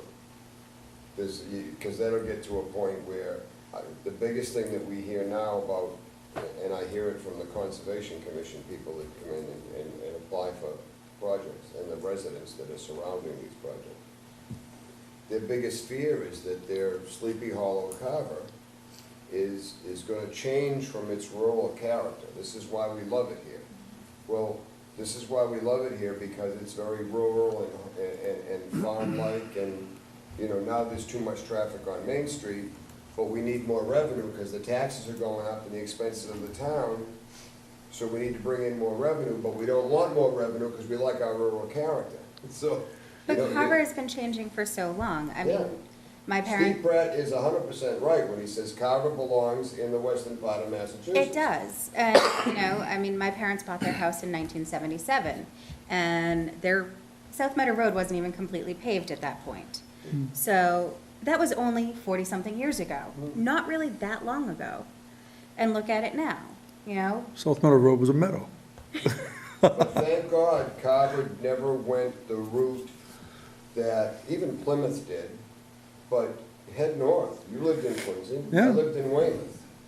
My aunt lived in Hull. These were 5,000 square foot lots. My first house I bought in Hingham was on Bonnie Briar, was on a 5,000 square foot lot, and I thought I hit the lottery because I had 1.5 lots.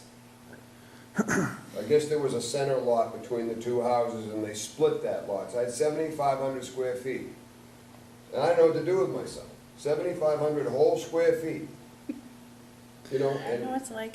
I grew up, You know yeah. what I'm talking about. I grew up in Quincy, like literally from me to you was the next house. I mean, you're lucky you have that much land. Wash your neighbor's windows, Yeah. you know? No, I can tell you, I grew up in Quincy too, on Atlantic Street. Yeah. And I could look out my kitchen window and see my neighbors in the bathroom. Lucky And I you. think it was probably 4 feet. Yeah. And I thought we had a lot of land. Yeah, yeah. We thought we had a big space. And I think the rural character can still be maintained if, with proper zoning, right? I mean, zoning solves that problem, and I agree that Main Street is filled with residential houses, right? But I've lived in North Carver for the last 10 years, and there's been a ton of commercial development and everything else up there, but that's where it is, right? It's zoned up that way up there, and the rest of Carver, it still has a tremendous amount of rural character. There's no South question about Carver it. is also then zoned, because it's all down on Tremont Street, on that Yeah, end, That's right, you know? that's right. And then you got, you got the King Richard's I was just Fair. saying, how much do we bring in with King Richard's Fair? I don't have that number, I don't know. That's all in their honesty is their best policy, because, that's all cash. See, there's something, I'm all for running a business and, running independently from the state, but if they're gonna be paying taxes and they're obligated to pay taxes like every other business in town, those books should be checked. I mean, is there some type of I have no idea way to- whether that's done internally. I don't know. I'd be happy to find that question out. I mean, all the other, like, our brick and mortar restaurants have to pay meals taxes. There's a Do we- meal tax, yeah. Do we know No, we if they're do not. reporting the I've right? already asked that question. We get a check from the state for the meals tax, for our portion of the meals tax, which is that 3/4%. Yeah. And it's here's a check for $96,000, that's your meals tax. Where'd it come from? Here's your check for $96,000. They don't, because I asked for the breakdown. I says, do we know, how much tax revenue is in the meals tax from the various establishments? The state obviously collects from the individual establishments. They don't distribute it that way, and Meg said no. It gets piled into a lump sum in a quarter, and it goes out in a check, and that's how we get it, and we have no idea whose portion is what. I mean, I So I appreciate, said, in essence, we don't know yeah. if a percentage of that, she said, I'm assuming that and she backed up King Richard's and Edaville. She said, I'm assuming that they're being upfront and honest with it, because the summer months, the number goes up significantly. So it's not like you bought an Right. extra piece of meters, the number goes up significantly. And nothing against King Richard's Fair, Edaville, I appreciate them both, I'm glad they're both here, I'm glad they bring business to the town.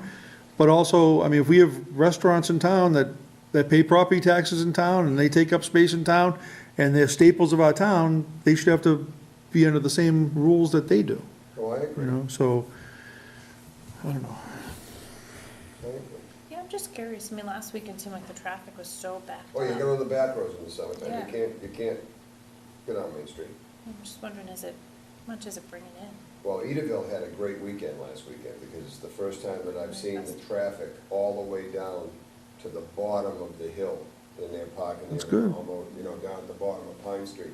I think they had like a cranberry festival. They did. Yeah, they do. And the parking lot was I saw Brenda last night, she was at Conservation for a hearing, and she said it was the best weekend they've had in a long time. So I'm glad for that. I mean, we all want them to do well, because they do well, they stay in business. Yeah, And the alternative is not good. Whether it's sell out to Six Flags, which is the last thing I want across the street from my house. Or, God forbid, go out of business, and now it's, shuttered, and then there's no tax revenue. right. Well, I bring up that question about that's just one avenue, the meals tax, it's also sales tax and everything, but, because of this committee, this subcommittee of your committee, that's what we're here for, is to bring these questions up. Like I said, nothing against those establishments or any of them, it's just, Right. we're talking about being, more sustainable with the finances of the town. And this is how things happen, is these kinds of these ideas that become something. So this is how we go forward with it. But it takes a lot of effort, a lot of work, and a tremendous commitment, and it's like the same people always giving the same commitment. Yeah. And you run yourself ragged trying to find ways to do it, and then, of course, there are those that like nothing better than to beat the hell out of us for doing it, so. Can't worry about them. But anyway, that's, I don't know, it's like I said, like the micro zoning thing, I don't know if it's a possibility, but that would take a tremendous amount of work just to set up, you probably have to set up a committee to just, just to Well, that start could run it. through planning, Yeah, that could give the new planning director something to do. and I'm not even sure if there's that much of a calling for it, it's just an idea to make it available.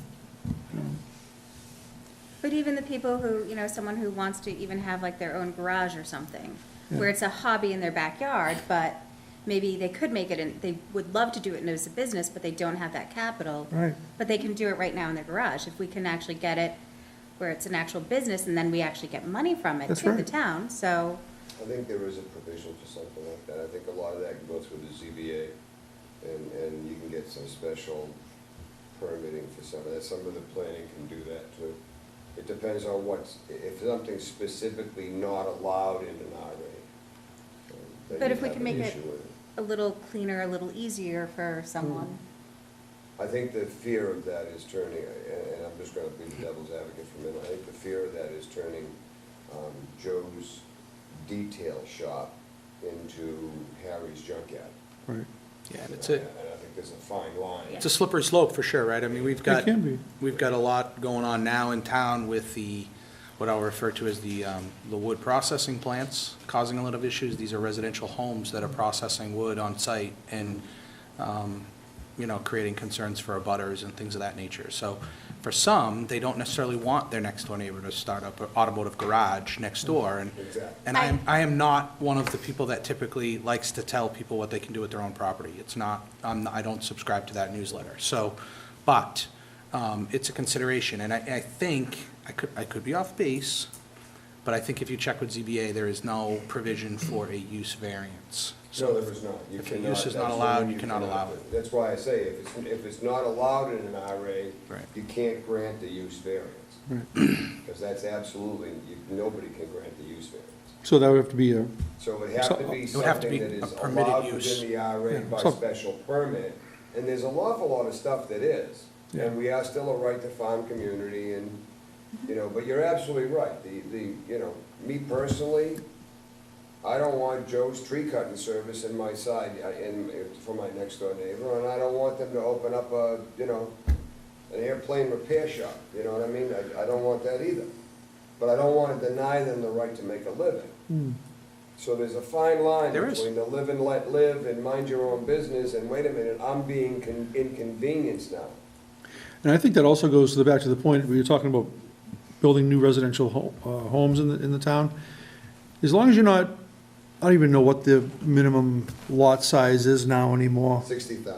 60,000.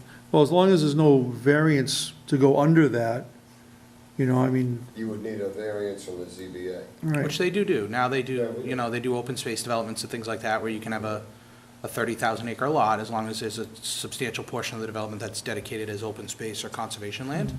So they're allowed to do that. And so you will have some developments where the individual lots are smaller, which then means less tax revenue. Right. But. Down here on Cross Street, there's two houses right next to each other. Yep. It's like, how did that pass, the lot size, the minimum lot size? If you look at the actual zoning, Right. look at the actual lot layout, you may find that there's a strip that's 4,000 feet long, it's 8 feet wide. That's that right. runs out, It happens. that no one can ever use, but that's calculated into the square footage. It's a little bit of Probably like Limby's Fancy. Path too off of High Street. fancy footwork. That's probably the bogs that are behind Limby's Path were probably part of that parcel originally. Probably. And it was dedicated and given to the town, deeded to the town as open space. Or it's not given to the town, but it's deeded to remain as open space and never be developed. Right. So, you have, like Red Tail Lane is one of those, the Whistleberry Glen that's up off of High Street that's undeveloped is another one, where there's substantial portions of those properties. The lot size is smaller than what the zoning is allowed for. Right. But because there's open space or conservation land dedicated to it, it's allowed. It also depends on when it was subdivided, like, RDA just has a piece of property they're selling on Main Street right behind Quickies. And that had 150 feet of frontage. It was pretty much a square lot, but it was only think it was only 40 or 50,000 square feet, but it didn't meet the frontage requirement. It might be more than that, it might be an acre and a half, but it didn't meet the frontage requirement. So ZBA granted the variance to make it a buildable lot at 150 feet of frontage. And the argument was, when it was subdivided out, and this was the lot, that must have been the zoning requirement at the time. So is it grandfathered, or is it not? If we didn't grant the variance, then the RDA could never put the lot up for sale, so what do we do with it now? So, and there's a well on the property, so somewhere along the line, it got subdivided, it was a buildable piece of property, they put a well on it, and then something fell apart, and the town took possession of it. And so now does ZBA dig in and say, well, wait a minute, the current zoning says you can't do that over here? Or do you get smart and you say, well, it's within the ZBA's purview to allow the permit, obviously that's what it was supposed to be in the beginning, and this will now generate tax revenue when it finally gets sold off and somebody builds there. So there's a lot of common sense stuff that, Well, yeah, but it's like an isolated case, that's fine. it isn't as isolated as you think. There's a lot of stuff that comes before some of these committees that require special permits and stuff like that, where stuff is non-conforming, but allowed use. The only snag you run into is the use. Everything else can be like, adjusted. Well, we're going on a whole other avenue here. Yeah.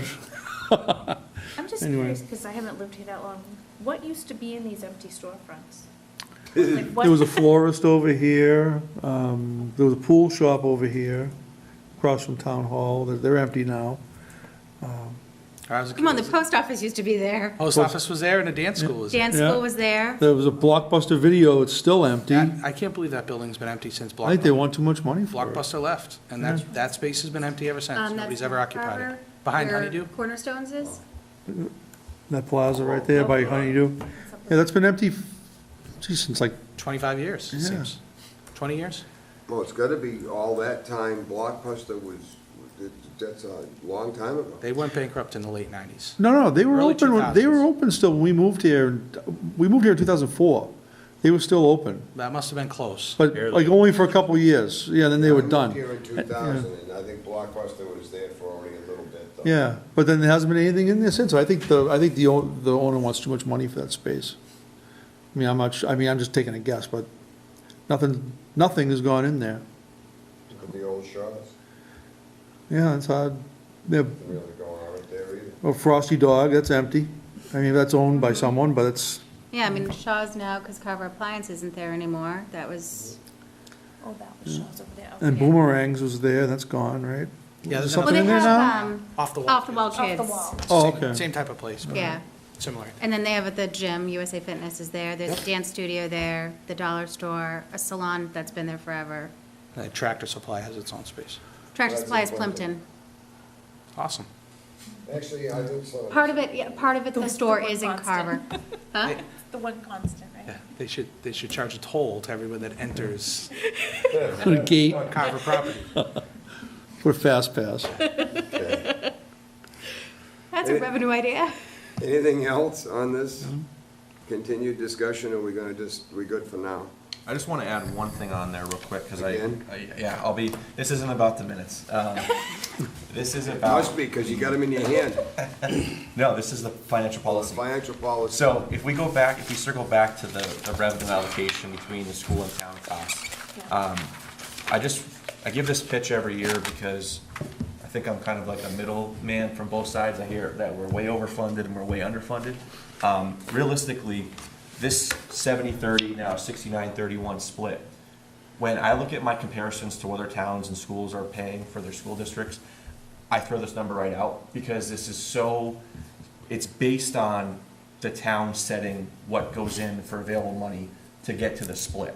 So what I like to grab is I grab this number called net school spending, and it's done through my end of year report that I submit for all expenses for the school's behalf. And what that contributes is the available money from personal property taxes, the EQV of the town, as Steve Pratt mentioned. Everything all in is an apples-to-apples comparison between all school districts. And where we fall is 22% above net school spending. The state average anyway is for anywhere from 23 to 24, and that puts us honestly right at the middle, 50%, and that is where Carver should be. It's not, we're not way overfunded, we're not way underfunded, it is honestly right dead even of the school districts and municipalities in the state of Mass. We are almost dead middle. And from my perspective of just where I sit and looking at other local comparisons, that is where Carver honestly belongs. So I know we always get the back and forth of school gets way too much money, we don't get enough, but when you cut all of that out and get out of this 70-30 split and what's available for money and whatnot, and actually look at what's spent on behalf of the school of net school spending, which is the apples to apples comparison, we are right in the middle of where we should be. So I just always like to throw that out there. I know I don't win many fans on one side, and I don't win many fans on the other, but it's just the honest. I use the pizza analogy all the time. It's the size of the pizza that matters, not how much of the pizza you get. Exactly. So if you want the schools to, take less than 70%, well, then increase the size of the pizza, and they won't need so much of the Exactly. pizza. And that's what the issue is here. It's not necessarily a 70-30 issue, it's a tax revenue issue. And to some extent spending, and the town has done an unbelievable job in the last 5 to 10 years to curtail some of the spending and be more diligent about it and more attentive to it, from my perspective. But I use the pizza analogy all the time, because it's not about the 70-30, because if you look at what that 70% represents to other communities in the state of Massachusetts, Carver is like, out of 350 towns or 326 towns or whatever it is, we're in the lower 25% of actual money we spend on education in this town versus every other community. So although 70% is a big number, what that 70% represents of the total tax levy is not a lot when you compare it to other towns. And that's why I like that net school spending number, because it takes how you break that down completely out of the equation and gives you a fair what's spent on the school compared to what's available across the board. So I like that number, and it's honestly right in line with where I believe Carver should be as a town. And for what we spend, I mean, I forgot what ranking, what poll it was in, but we were ranked 72 out of 351 communities for school district. It What was finance. it? It wasn't a finance. It wasn't a piece. finance, more but it was like overall quality Right. of school, or yeah. So, I wish I remember what that was from. But you could find one of those that says we're in the lowest third too. It's just Yeah. well, it depends what variables you want to look at. Take Put a the pat on wet the back, blanket Brad. away, Take a pat on okay? the back. I have my realist approach. I know. But yeah, but that's just the honest, I think, apples to apples comparison. Right. And again, you guys hear it from both sides, I'm sure the same thing, that we're way overfunded, and some people say we're way underfunded, but it's just at the end of the day, that's the fair assessment, in my opinion. The one thing that I'm proud about is that since and I'm not saying it's me, but since my time has begun on this committee, at the same time as when Brad came and Scott came, the one thing I always thought was important and that we've done is we've done budget transfers, complete transparency, all the financial things, complete transparency. You can come to any one of our meetings and see everything we're talking about school finance. I think Brad's done really a very, very good job. He at has. providing that documentation. Once upon a time, you couldn't get the time of No. day out of the school department. That's right. No, I mean, Brad has sat down with me and gave me a lesson on it, which, You were told it was none of your business. Yeah. This was that No, sovereign. and you don't get anywhere that way. Sovereign You don't. board stuff started that, and this was Exactly. real prevalent in a Well- previous administration, where you couldn't get get year-end numbers. You could get nothing. They were their own country. Like I said, I was on this committee trying to get numbers from previous administration before Brad, before Scott, and nothing's, not You to, got nothing. not to disparage anybody, but it was just a much more secretive time. Oh, yeah. People didn't, school committee didn't trust the selectmen didn't trust the school committee. I was just gonna say, the financial management policy was established in 2014, it wasn't that long ago. It was not long So ago. financial practices in this town, That's right. it behooved individuals to be protective and to corral as many resources as they could, because there wasn't a lot of consistent, reliable, That's right. predictable policies and Not procedures at in all. place to manage these funds, and I think that lended itself to people hoarding. I had a conversation with the previous town administrator, and he basically told me, when I was on the finance committee, that, we pay the bills and whatever the costs are for the town and what the schools need, and we basically just give the schools whatever they want, and, you know, and whatever we have left, we try to do something with it for the town. Like, no planning, there was no budgets, I mean, there was no funds, revolving funds, things like that. No, there was the talk of the beginning of a capital stabilization fund for buildings that Steve Pratt was involved in. But I gotta say, I mean, I know the selectmen get a lot of grief, and Mike Malinowski gets a lot of grief, and I've had my issues with Mike. I like Mike, but, you know, I'm not afraid to go at him if I disagree with him on something. But the policies they've put in place have put us where we are. We would never have built what we've built. No, we would not have a new elementary school, we wouldn't have a new fire department, we wouldn't have a new police department, we wouldn't have a new sports complex over at the high school, we wouldn't have the renovations we did to the middle high school if it wasn't for the policies they put in place. We just wouldn't have it. And we'd be talking about overrides, so, All under budget. yeah. That's right. We've had two overrides in this town, right? The high school, One. no, the middle high school, when they opened that, and then the elementary, and that was it. Well, and that was actually a debt exclusion. Debt exclusion, not Well, it's a kind of override, but it comes off the books. No, you're right. Comes off the books when you're done. A regular override does not come off the books. The high school will be hopping on when the elementary comes off, so. So, I mean, the people on the select board over these years, and Mike Malinowski deserve a lot of credit financially for doing this. Even what you just said, the middle high school will be coming on, the elementary school falls off. But we're putting a third of the money away now in preparation for that. So there are people that can't stand the town administrator, and it's a personal thing. He and I don't see eye to eye on everything either, and I've been accused of carrying water for the guy. When he's right, he's right. When he's wrong, I'll say something. But we would not have what we have were it not for some of the fiscal policies. And it's not just him, it's the fiscal policies that him, along with a very competent finance director, along with a very dedicated board of Yes, selectmen, that's right. along with a very hardworking finance committee, Steve Pratt. Yeah. John Carter for all- I just wanted to tell you, John for all those Carter, years. We Yeah. would not have done these things. And then the town meeting members coming together and doing and seeing what's being done. We were at the meeting when Sharon's talking about their new high school. $1,600 per house is the assessment on top of your tax bill. Middleborough is spending $150 million on a new high school. Well, how about for their DPW barn that you just said, 15 million? $15 million for the Taj Mahal of DPW bonds. What's Middleborough getting back from the MSBA? I couldn't tell you. I don't know either, but I'm gonna guess probably right around 50%. Right.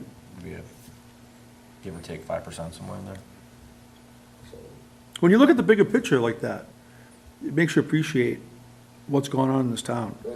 You know, people say, well, I don't give a lot for my taxes. Not off the wall. Yeah, but look at the three overrides that would have to have happened for a police station, a fire station, and an elementary school. Plus, if you wanted to update the the middle high school. I mean, your taxes would have been crazy if they weren't putting money aside for There are this. those that'll say they are now. Well, yeah, well, crazier. Anyway, I'll stop talking now. I can talk for days. Okay, are we ready to move on to minutes, or you want to continue on with this discussion till like, midnight one? I'm pushing the microphone away. Are you? Now, on the minutes you have in front of you, if you will kindly go to page 2. You see all the pretty color? Brad asked me to change, and this is for you, Kelly, I'll change it. It's already changed on my copy, but just so you know. About 3/4 of the way down, and where the yellow highlight is, you'll see from a list of responding districts, and then we continue on. It says, in addition, 219, 2 more buses next year. The goal is 4 new buses every 3 years. I get that right? You got it. 4 new buses every 3 years. And I've corrected it on my copy, so I'll take the, I'll take this and accept the corrections when I go to put it in the website, just so you have it in the meeting minutes, that's all. The rest of the highlights are what Brad had submitted, and The rest of the document is there for your review. Andy, you will vote on this? I was here. Right.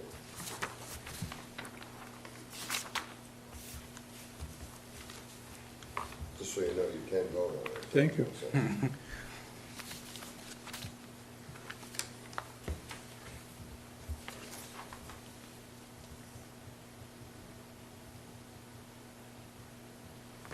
So it's supposed to be 4 new buses every 3 years?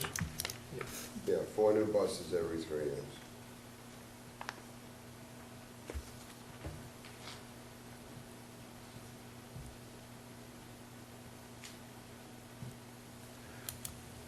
As long as they have 30,000 miles, 30 years on them.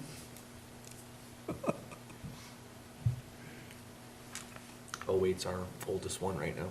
What is it, We've 08? got a fleet of '08s, we have like 5 of them. So what's, geez. 12 years, we're getting. So that's 12 years now. actually good. Yeah. It's longer than I thought it was. How many miles on those? That was the issue, was that they were using them for the same exact route year after year. And we have some routes. Not rotating the route. Exactly, so now we've changed it where they're all gonna have the same. Because when we were selling a bus, it had 110,000 miles on it, we were getting $3,000 for it. If we were selling one with 160, we were getting $3,000 for it. So it made no sense to keep beating them up, one, and then, because you're only gonna get $3,000 for it no matter what. So we changed that now, where we change numbers from year to year basis to get the mileage the same, and the wear and tear on it too. Yeah. I mean, there's a much difference from going down 58 and then going down Bunny's Road or. Yeah, and if you're using the same bus for Exactly. athletic trips and field trips and things like that, Yep. it doesn't make sense. See, the revenue source right there. Instead of getting the $3,000, take the old bus, have the old Colony, redo the bus, make it into a camper, sell it for $40,000. And then Old Colony will want 39,000. We'll split it with 'em. 40,000 in order to, Look at all the experience they're getting. Metal fab, machine and tool, automotive. Don't you ever watch those RV shows? Yeah. I'll take a motion on the minutes whenever anyone is so inclined. So moved. Need a second? I second. Motion made and seconded to accept the minutes as amended, with the 4 buses every 3 years. So as really the second amendment, because the yellow will be the first and this will be the second amendment. All those in favor? Aye. Opposed? Abstain. I wasn't here. Okay.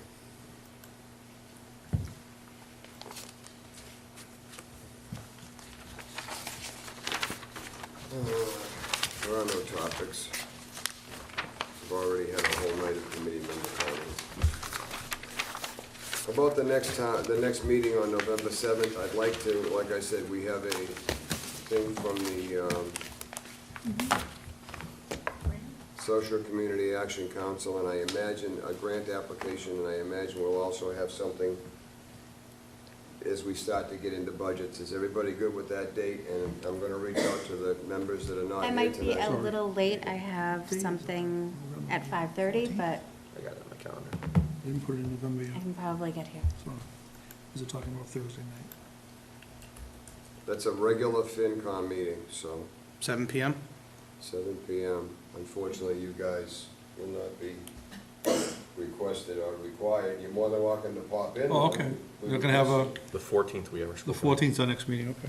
I knew that was the 14th was your next meeting. That's why I chose the 7th. I don't want to have to do I didn't put it that in my with you calendar guys. yet. I've already been slapped because you guys beat us out over this room. Apparently, we don't matter. No comment. Oh, Excuse me? Ellen, No you comment. do you need a tissue? Yeah, I do. matter. Ellen, you matter. We don't matter. So November 7th is a Thursday.